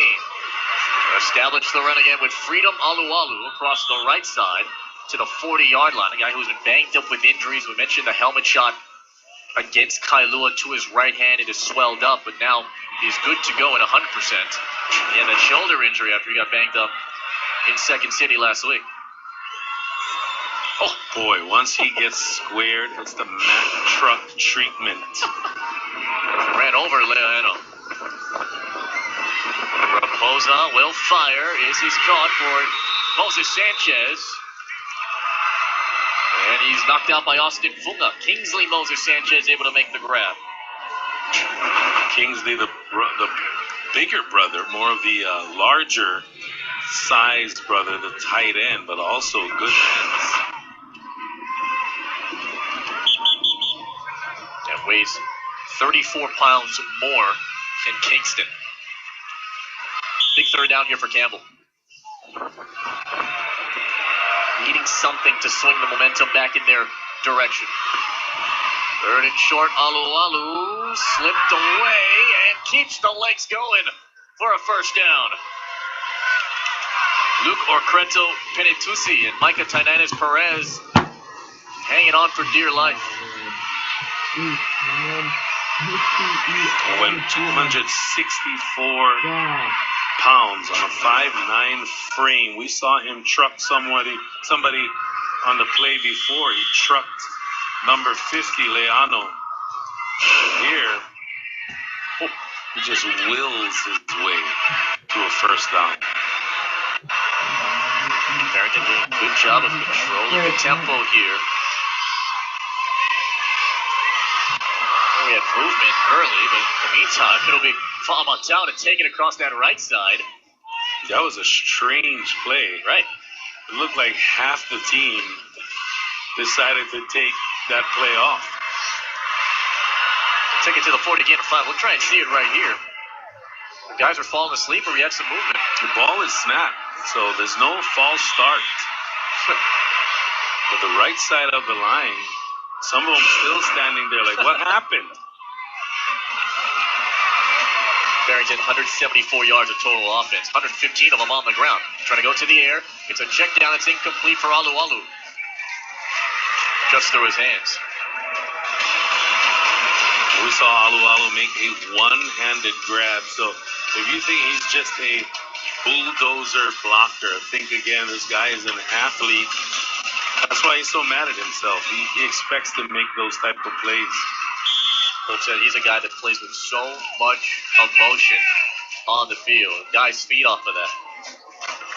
So he goes out and Asesino Masalo, one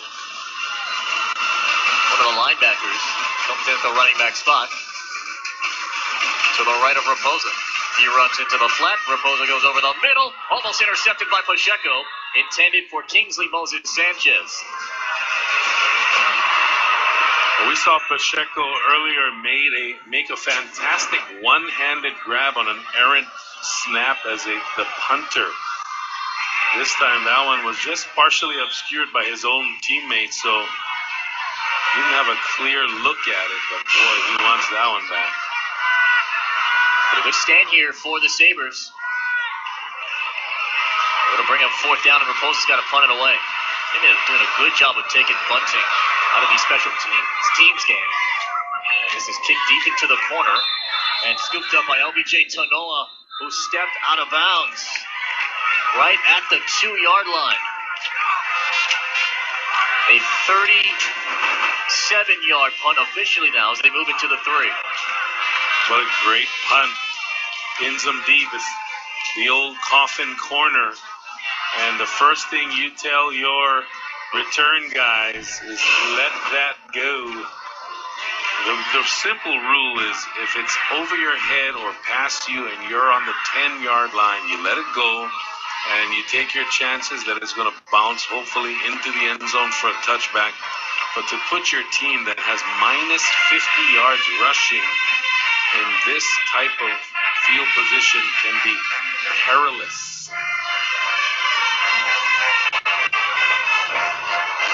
Ingvar Rauschenberg comes in at the running back spot. Instead, it goes to the fullback in the first carry tonight for Austin Medeiros, a 5'7", 160-pound junior. He'll get into the 5 to get some breathing room. And again, as far as quarterback is concerned, this is really the only other option for the Sabres. Could be Marcus Ramos at quarterback, but the original backup, Siolasi Soto, is out and off the team after his family in the military has relocated. So far, it's only been Ulufale. And it is Medeiros yet again. You saw Medeiros' numbers, 1.7-yard average per rush. So, hasn't been very productive. Actually, no one has. There's been injuries on the O-line. There's been injuries to the top back, Terrell Johnson. So, look, it is what it is. They need to pass the football if they have any chance to come back. 3rd and 5, and again, another give to the fullback. And Medeiros. And it is stopped. Asalemo Sila. Sila, who is the brother of Fo'i Sila, the older brother. Great pass rusher for Farrington, and now Campbell will have to punt this one away.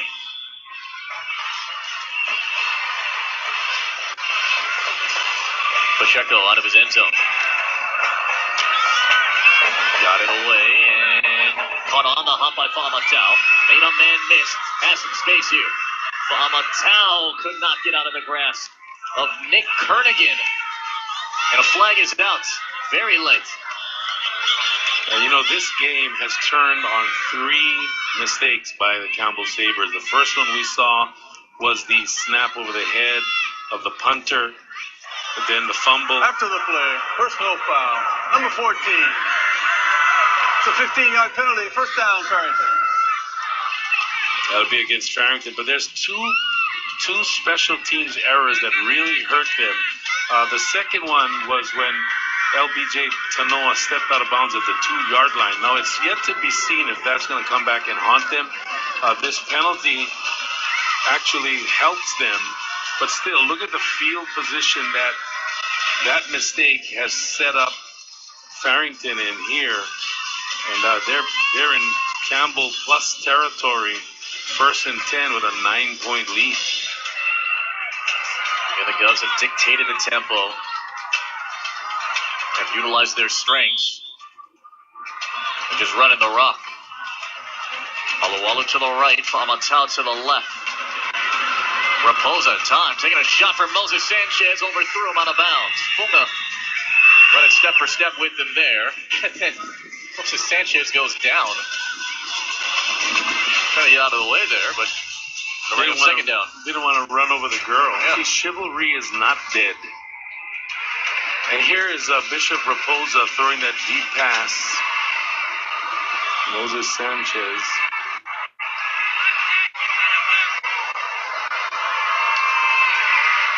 I don't know here. I think he just goes down. And again, up the middle. And Alualu's going to be stopped by Nick Kernigan. Micah Tananis Perez. And then to stop him as well. The run defense is not bad here for the Sabres. Been turnovers and penalties. shot themselves in the foot. Inside of 2 minutes now. It's another 3rd and 7. Farrington is 2 for 9 on 3rd down conversions. Masalo Salo and Famatel are the split backs. Here is Famatel.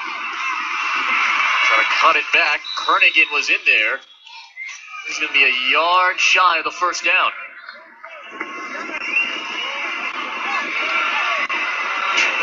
Famatel dictating the pace of this football game thus far. Not only with the 2 touchdown runs that he has, but now 20 carries for 94 yards as he inches up close to the century mark here. 4th down, the easy choice is to go for it for Farrington, which they will. They're 1 of 2 on 4th down conversions. Famatel is back there. He gets the call. Got past Tafai. Kernigan cleans him up, but it's a first down for Farrington. So impressed with how Farrington has played here tonight. At 341 total yards against Kapolei a week ago. Famatel had 102 on the ground in that game. He just keeps going. And Freedom Alualu doing a fantastic job as a lead blocker. That goes unnoticed so many times. Raposo for Famatel. A triangle of defenders. Nick Kernigan finally able to make the stop for Kernigan's 2nd year of the varsity team. He's dealt with some shoulder injuries throughout the year. Youngest of 9 Kernigan kids. His brother Andrew is a big motivator in his life. Pushes him, gives him advice. Very tight-knit Kernigan bloodline as he gets the final tackle of this 3rd quarter. Each team scores a touchdown. Farrington able to take advantage of some costly Campbell turnovers. 15-6 as we head to the 4th.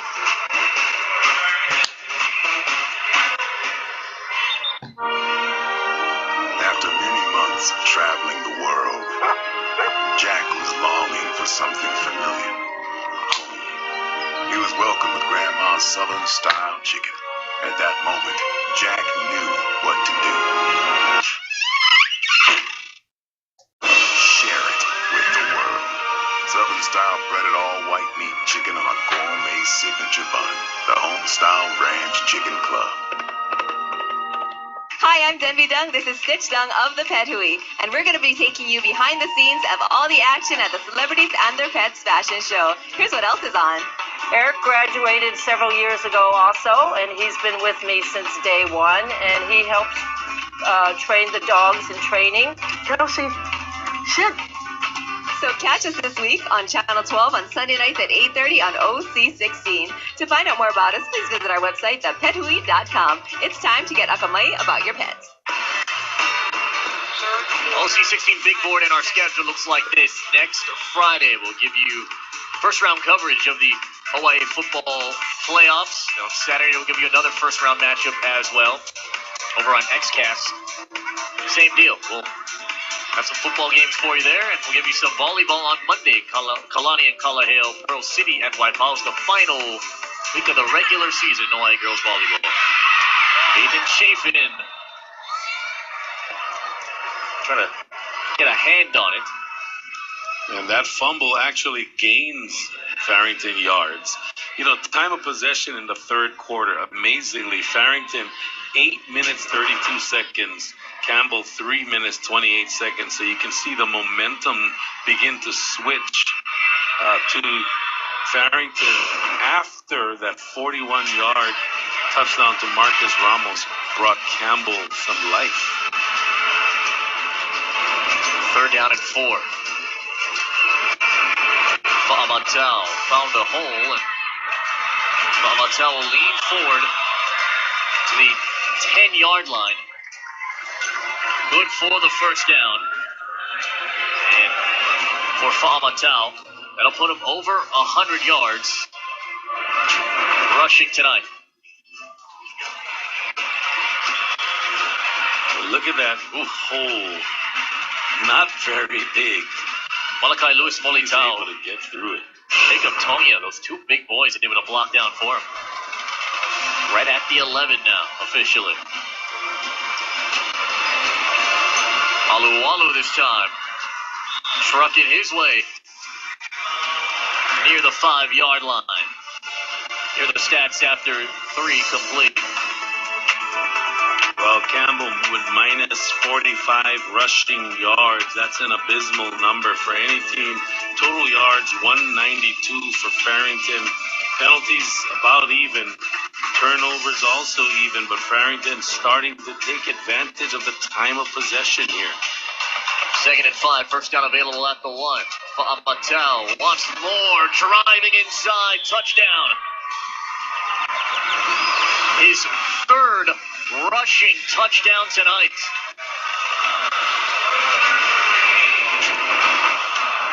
Shalin Fa'amatau, that's why he is considered to be the best all-around back in the OIA.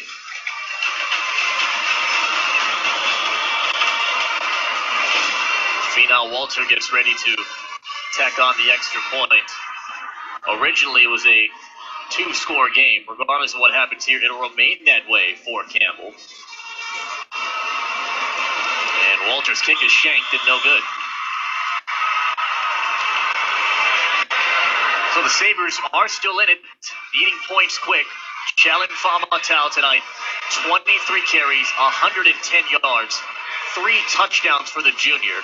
It is his 6th 100-yard rushing game this season, his 9th in his career, and that last touchdown was his 20th of his career as well. And Fa'amatau, against Moana Loa several weeks ago, he had 56 yards rushing, but he in that game he had 99 yards receiving, and it was a multi-touchdown game again against Waipahu. He had 95 yards rushing in a 46-6 route, and he was done early in that one. But other than that, you could pretty much set your clock to Shalin Fa'amatau and the 100-yard rushing mark. Was terrific as a freshman at the JV level. Sophomore season had to take a little bit of a step back because of Reina Mamiya and what he was able to do. But now that Shalin sort of established himself, one of the great backs here in the States, it's a comfortable position for him, and he's proven why. He's in those upper echelon guys. Right now, his team on top by 15. And right now, you got to mention guys, obviously, Vavai Malipiai, Shalin Fa'amatau, Wayne Talaupapa. Currently, those guys kind of sit atop the best running back conversations in the state of Hawaii. Another short kick. This one is caught at the 27-yard line. Miles Allen and Mika Sobe King is speared out of bounds at around the 36-yard line. Ulufale tonight, 10 of 15, 92 yards and a touchdown. That score was to Marcus Ramos from 41 yards out. Right now, Campbell going to try and get something going offensively with decent field position. Here's Jen. Thanks, Felipe. We just wanted to wish the best of luck to the Campbell trainer, Allison Kuramoto-Wilf, and her husband, Toby, who just so happens to be the Y&I trainer. They are expecting their first child sometime this month, so this could possibly be her last game. But congratulations and best wishes to them on their first baby to be born soon. Back to you guys. Oh, how exciting for those two. Now, Campbell with 10:33 to operate with. 47 total yards of offense. Ulufale on a deep drop, scans, the pocket collapse, he takes off. Up the middle, Ulufale, banged down by William Prescott. A run of 12 first down yards. And Campbell has to be careful because Ulufale is the only healthy quarterback, the only quarterback on the roster, so they can't afford him to go down with an injury. I guess the emergency quarterback at this point would be Marcus Ramos. Speaking of Marcus Ramos, they need to find a way to get him the ball here with 10 minutes left in the fourth quarter. There is Marcus Ramos. There's a player down for Farrington right at the 50-yard line. And Marcus Ramos' dad, Mark Ramos, was an all-star wide receiver for Campbell, class of 84.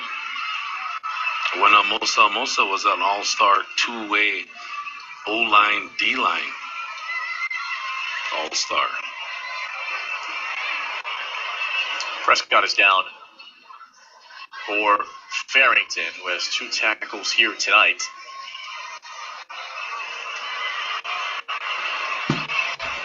Yeah, big game for Farrington in particular, because as we mentioned throughout our broadcast, a win tonight gets you into the quarterfinal rounds. No matter what happens here for Campbell, they're already locked into that 6th seed, so they will have to go on the road and play Kaiser. After starting off so stagnant, going 0-5, losing their first 5 games, people wondered if Campbell could even make a run during this OIA tournament, but now they have a chance to maybe even silence all the critics that may think that they're just floating by and washed away. Trying to get a big boost as they head towards the playoffs. It's the belief in that man, in his players, and the belief in his captains as well, that's helped keep things positive for this Sabre program. But you see that William Prescott is up and walking. Surprised we haven't seen too much up-tempo stuff from Campbell. Saw a little bit of it in that first half.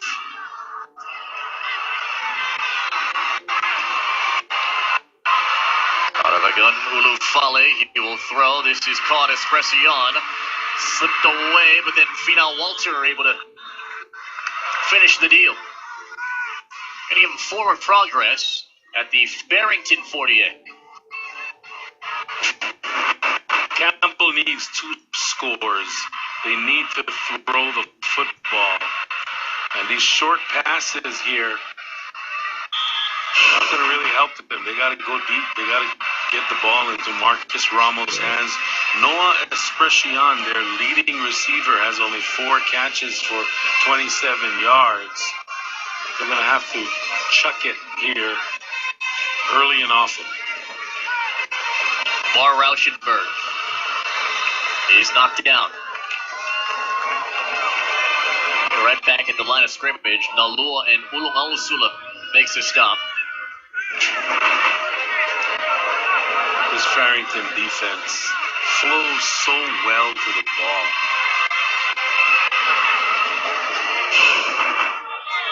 A 3rd and 5 at midfield. At this point in the game, it's really 4-down territory for the Sabres. 3rd down, Ulufale throws. There is Marcus Ramos. You called it, Coach. They need him. And he makes the catch to extend the drive at the 40. It's a gain of 8. Chippa Ulungalusula able to knock him down. Thrown to the guy twice, and both times he's come up with big plays, a touchdown and then a first down. A quick slant at 6'3". The way he positions his body in front of the defender, that's got to be the guy you go to. Johnson at the running back spot. Ulufale to Johnson. Johnson turns it upfield and out of bounds. TJ to the 24-yard line, getting a 16. Gerald Johnson. This is a great idea by Coach Amosa, getting him out in the open. You can see that he has the running skills to really make a big impact, but it's not going to happen behind that stout front seven. That defense is so tough to run against. Johnson, just his 2nd catch of the season. 2 catches, 36 yards in 2015. He's lying to the left of Ulufale. Ulufale drops back, flushed out, sideline. Oh, that is caught and brought in by Noah Espressión. Christian Acorda able to spin him out of bounds. And let's check out some scores around town, courtesy of Enterprise. Kalani and Pearl City. Falcons on top by 10. That's still in the first half. And then in OIA Division II play, Kaimuki up a couple scores over Kala Hill. Of course, this is one more week of the OIA Division II regular season. They'll start their playoffs in 2 weeks. Some rhythm here for the Sabres. Ulufale again. Being chased out. Got away. And then Andrew Anecki able to bring him to the turf. -3. I like the way that Coach Amosa is having his quarterback move around in the pocket, not being a stationary target for this pass rushers. They know they got to pass. They're going to come and bring it. But in that situation, when you're in that situation, you can't eat the football. You got to throw it away. Oh, they're going to use another timeout here. The second timeout.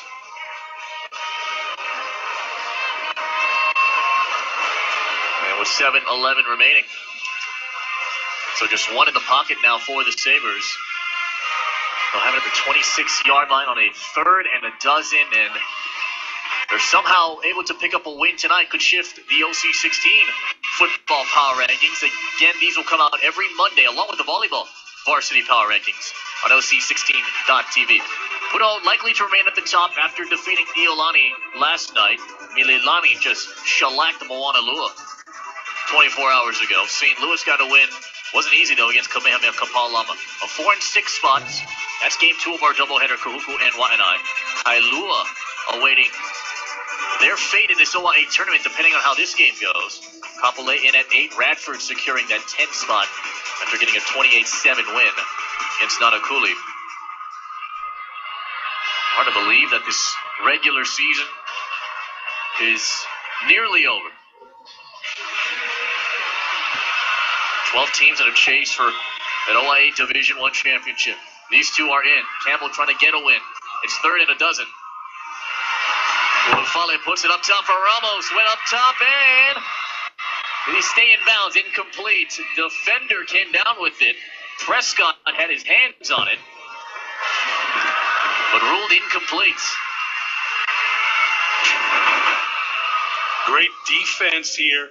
Go into the guy you got to go to, and that's Ramos. But look at the defensive play by Prescott, who looks like he almost came away with the interception. Both guys have a hold of the football there, and then the ball hits the ground. It looked like an interception, but I'm going to say that no one really had full control. Now you got to sling the ball down the field. 4th down. Ulufale throws. This is tipped and intercepted. Chipa Ulualusula. It pads his stats as his first pick, but in terms of field position, Barrington has it at the 10.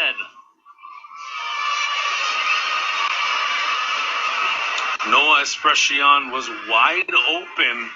Ulufale just too high with the football. And Ulualusula actually would have been better advised to let that one fall to the turf because of field position. But look, with 6:53 and down 2 scores, they're going to need a quick turnover or a scoop and score on defense to get back into this one. New quarterback, it's Justin Uahinui,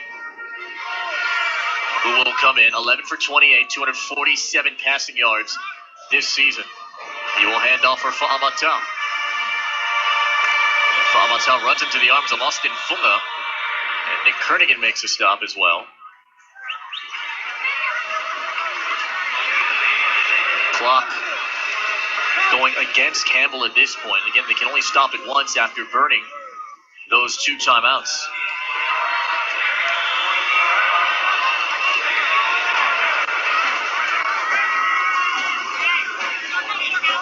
Wahinui 2 touchdowns and 3 interceptions this season as well. Keep it on the ground, and Alualu is upended by Josiah Manuel.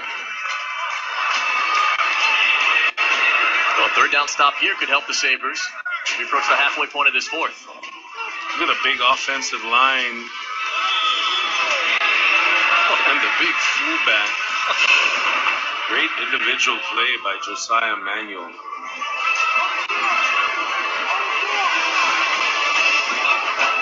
The senior was big and beefy. 3rd and 4. Barrett has 151 rush yards on 37 carries. Keep by Oahe Nui, and he has swallowed Kernigan and Pacheco. So that's the stop that Campbell needed. And now they get the ball back. That looks like some miscommunication there. Fa'amatau thought he was going to get the football, but this defense, they played well all day, especially against the pass. Again, Fa'amatau, just a force of nature. He's going to get his touches and yards. Aaron Bunting, LBJ Tanoa ready to run it back. Raposa has done a good job to kick it away from these speedsters on special teams. Raposa goes for Bunting to the 49-yard line. And Bunting still on his feet. Good job on special teams coverage by the Governors, as the Sabres will have it at the 48. Trailing by 2 scores.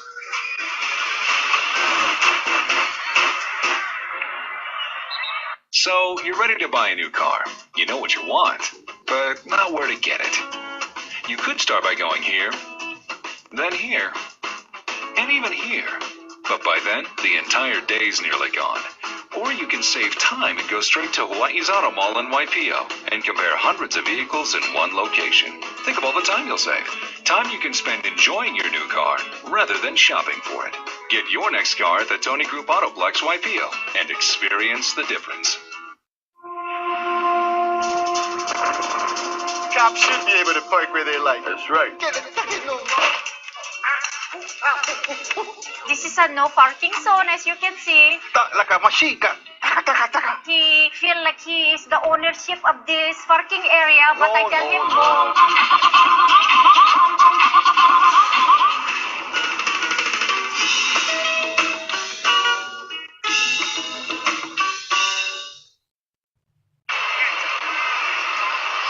Back here in Halava, 4:36 remaining. During that punt, Anselmo Sila was slow to get up, but got up under his own strength and walked to the Farrington bench. Campbell just 1 timeout. A team that is 1-5 in OIA play on their homecoming night, putting up 86 yards of total offense. 122 through the air, minus 36 on the ground.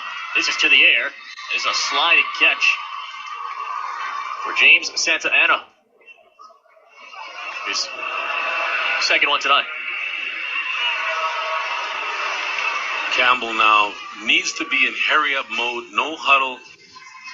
I mean, they are in dire straits. 4:13 left. They have to hurry it up. Got a 4-yard bite out of it. This is for Esprecion. Spun away. Aneki had a hit, and then Chipa Ulumalusula able to seal him off. Acorda and Masalo Salo able to hang on for dear life as well. This Kahuku back 7, we talk about the front 7 doing a great job. The back 7, they have been swarming with all short passes, all of the wide receiver screens. They have been, the Farrington back 7 has been fantastic. 3rd down and short. Trying to get a first down. Ulufale trying to lean forward. Cannot. They'll bring up 4th down. Anson Fa'amasino. It'll bring him to the grass. Sense some uneasiness here on the Campbell side, and the Sabres are going to burn their final timeout of the game. Campbell started off so hot, but they built the momentum. And the touchdown to Marcus Ramos put them within 2 points. But Farrington's ability to take advantage of every opportunity given to them has allowed him to lead by 15 with 3:09 remaining. Again, this is just game 1 of our doubleheader. Coming up, we got game 2.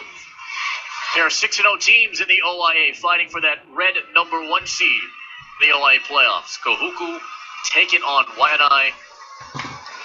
Tonight, these are probably the 4 most passionate fan bases in the OIA.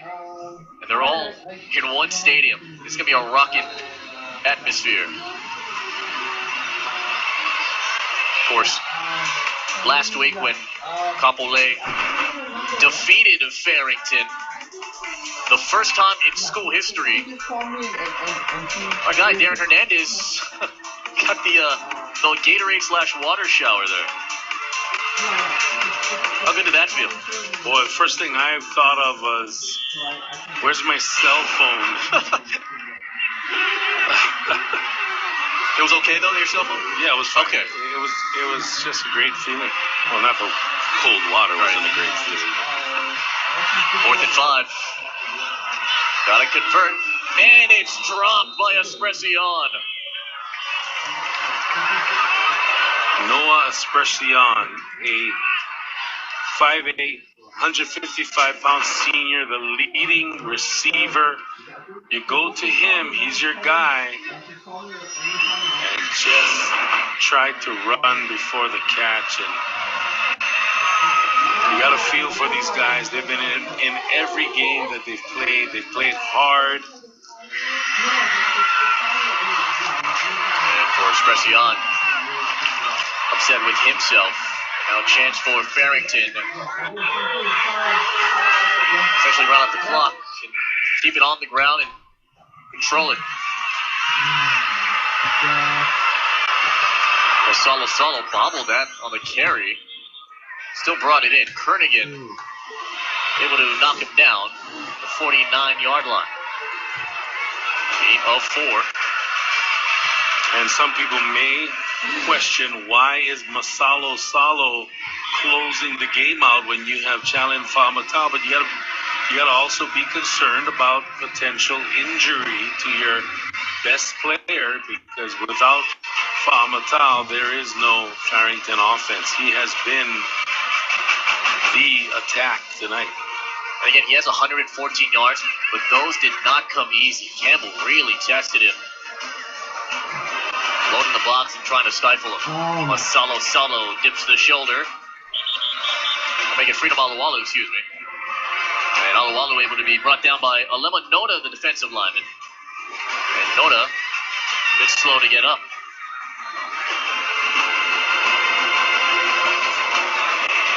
So Farrington should hold on with 2 minutes remaining.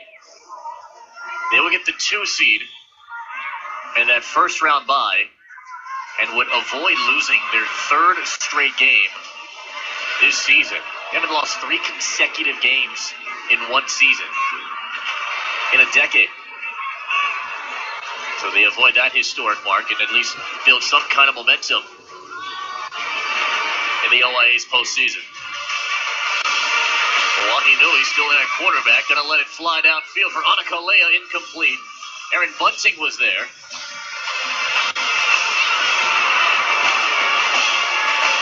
You know, if you look at Kavika Ulufale's numbers, 17 of 25, 131 yards, 1 touchdown, and 1 interception. Those are not bad numbers. Yep. But the lack of a run game really puts them in a bind on every possession. They'll be going up against a Kaiser defense that is pretty decent as well. A pretty good run game of their own with Jensen, McDaniel, their quarterback, Mr. Everything, Nick Tom.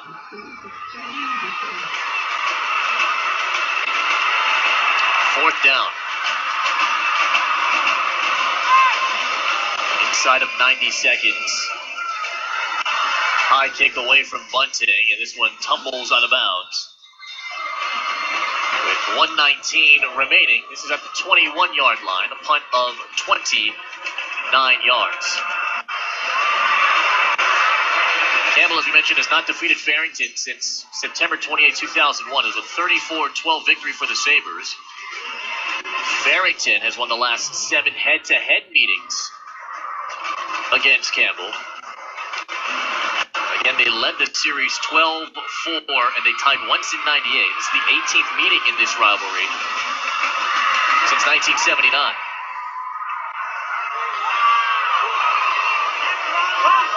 These rivalries run deep. We're going to see one in Game 2 with Waianae and Kahuku. Ulufale will throw sideline, and this is caught. Noah Espressian as Joseph Fiawi and Chipa Ulumalusula come in to bump him out. That stops the clock. When I was in high school, we had a scrimmage against Farrington, and their fullback, Junior Paulo, was 6'2", 225. Their tailback was none other than Nu'u Fa'aola. And boy, was he a tough guy to bring down. Bar Rauschenberg cuts it back to the middle. And Bar Rauschenberg beats Joseph Fiawi one more time to the 42-yard line. Pick up a 22. Clock will stop to move the sticks. 65 seconds to go. Bar Rauschenberg providing a spark. 102 left, 101. No timeouts. 6 catches, 37 yards for Bar Rauschenberg. Here's Noah Espressian, the speedster, with a flag down. Espressian takes it to the 26-yard line. We got to check the penalty here.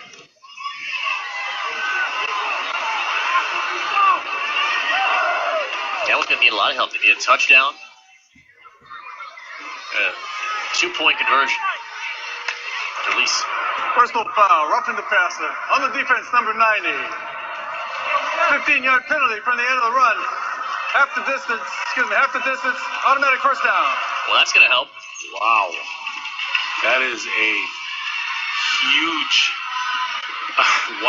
huge penalty because it's tacked onto the end of the run. With 48 seconds, they need a quick score.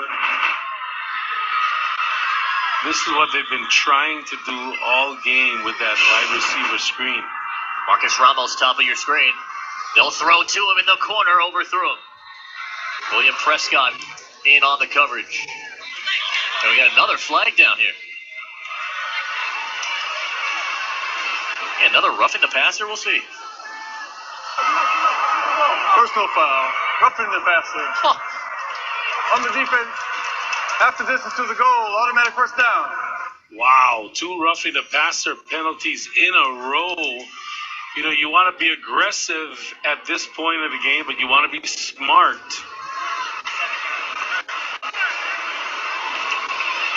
Ball's at the 7-yard line. It is 1st and goal now. This is where Marcus Ramos makes his money. Already has a receiving touchdown tonight. Santana is the back. Play action. Ulufale throws. This is incomplete.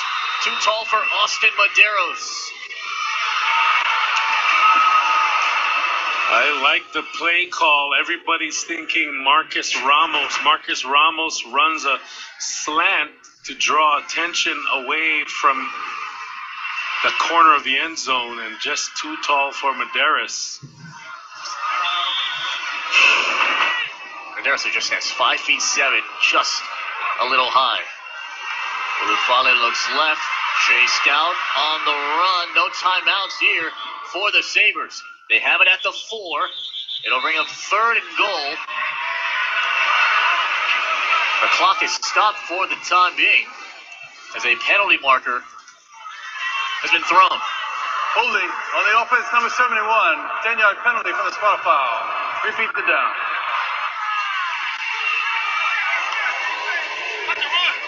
Get some breathing room for this pass attack.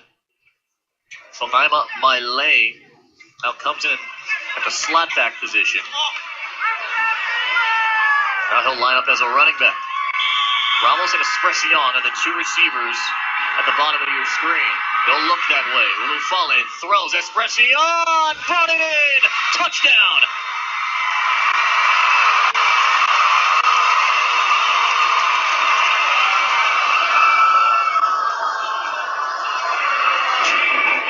Now here's the question. Do you go for the extra point and then try for the 2-point conversion for the tie on your second touchdown if you can get an onside kick? I think you go for one here, and because if you don't get it here, you're really in a bind. The question is, the kicking game has been so suspect that they've been forced to go for two. So this is essentially the game. Terrell Johnson is the back. Ulufale's got to get in the end zone. They'll throw it. It is caught. What a grab from Esprecion.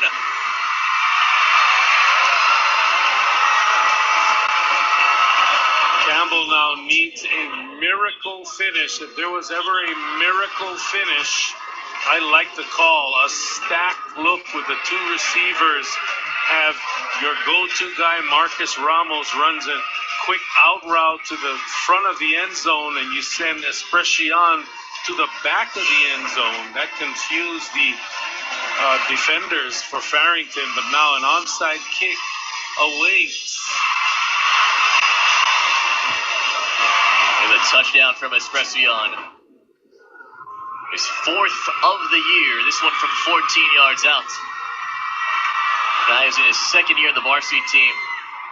Coach just said, we're still waiting for him to kind of break out. It'll happen soon, and he has been breaking out over these last 3 weeks. Really the only returning from last year's team in that core position. It is pretty thin, but Esprecion brings some steadiness and some confidence and some leadership as well. We've seen Ulufale grow by leaps and bounds in the last month. 21 of 30, $198, 2 touchdowns and a pick. Now the all-important onside kick. Hans' team is out for Farrington. It is LBJ Tanoa getting ready to boot this one. Alualu, Baguio, Aneki, the 3 guys in that front row on the bottom. They'll kick it to that side. The big bounce comes, and Alualu brings it in. I like the idea. Get it up high, possible. One of those guys mishandles it, but Alualu, we saw him make a one-hand grab out of the backfield earlier today, and he is just a house.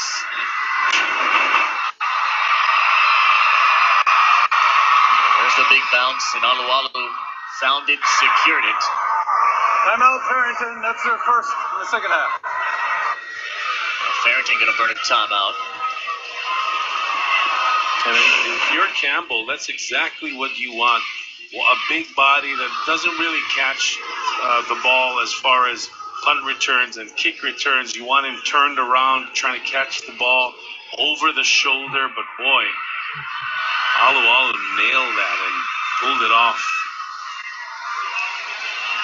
Not a bad kick from Tanoa. And the fight here from the Sabres gave them some hope.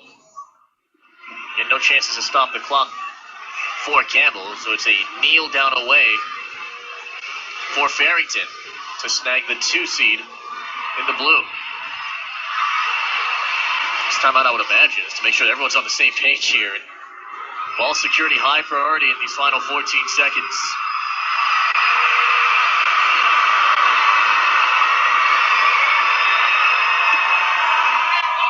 The job Farrington has done. They got smoked out by Mililani, 71-28 on their homecoming in this very stadium. It's the most points they allowed in more than 6 decades. Then they lost last week to the Hurricanes. People thought that Farrington was over and done. But Farrington on a final kneel down. Fahamatau comes up a little bit limping. And Farrington secures the 2 seed from the blue. Gets the first round bye in the OIA tournament. 21-14 the final. The Governors have won their 8th straight head-to-head meeting against Campbell. Some momentum for the Govs as they head towards the OIA.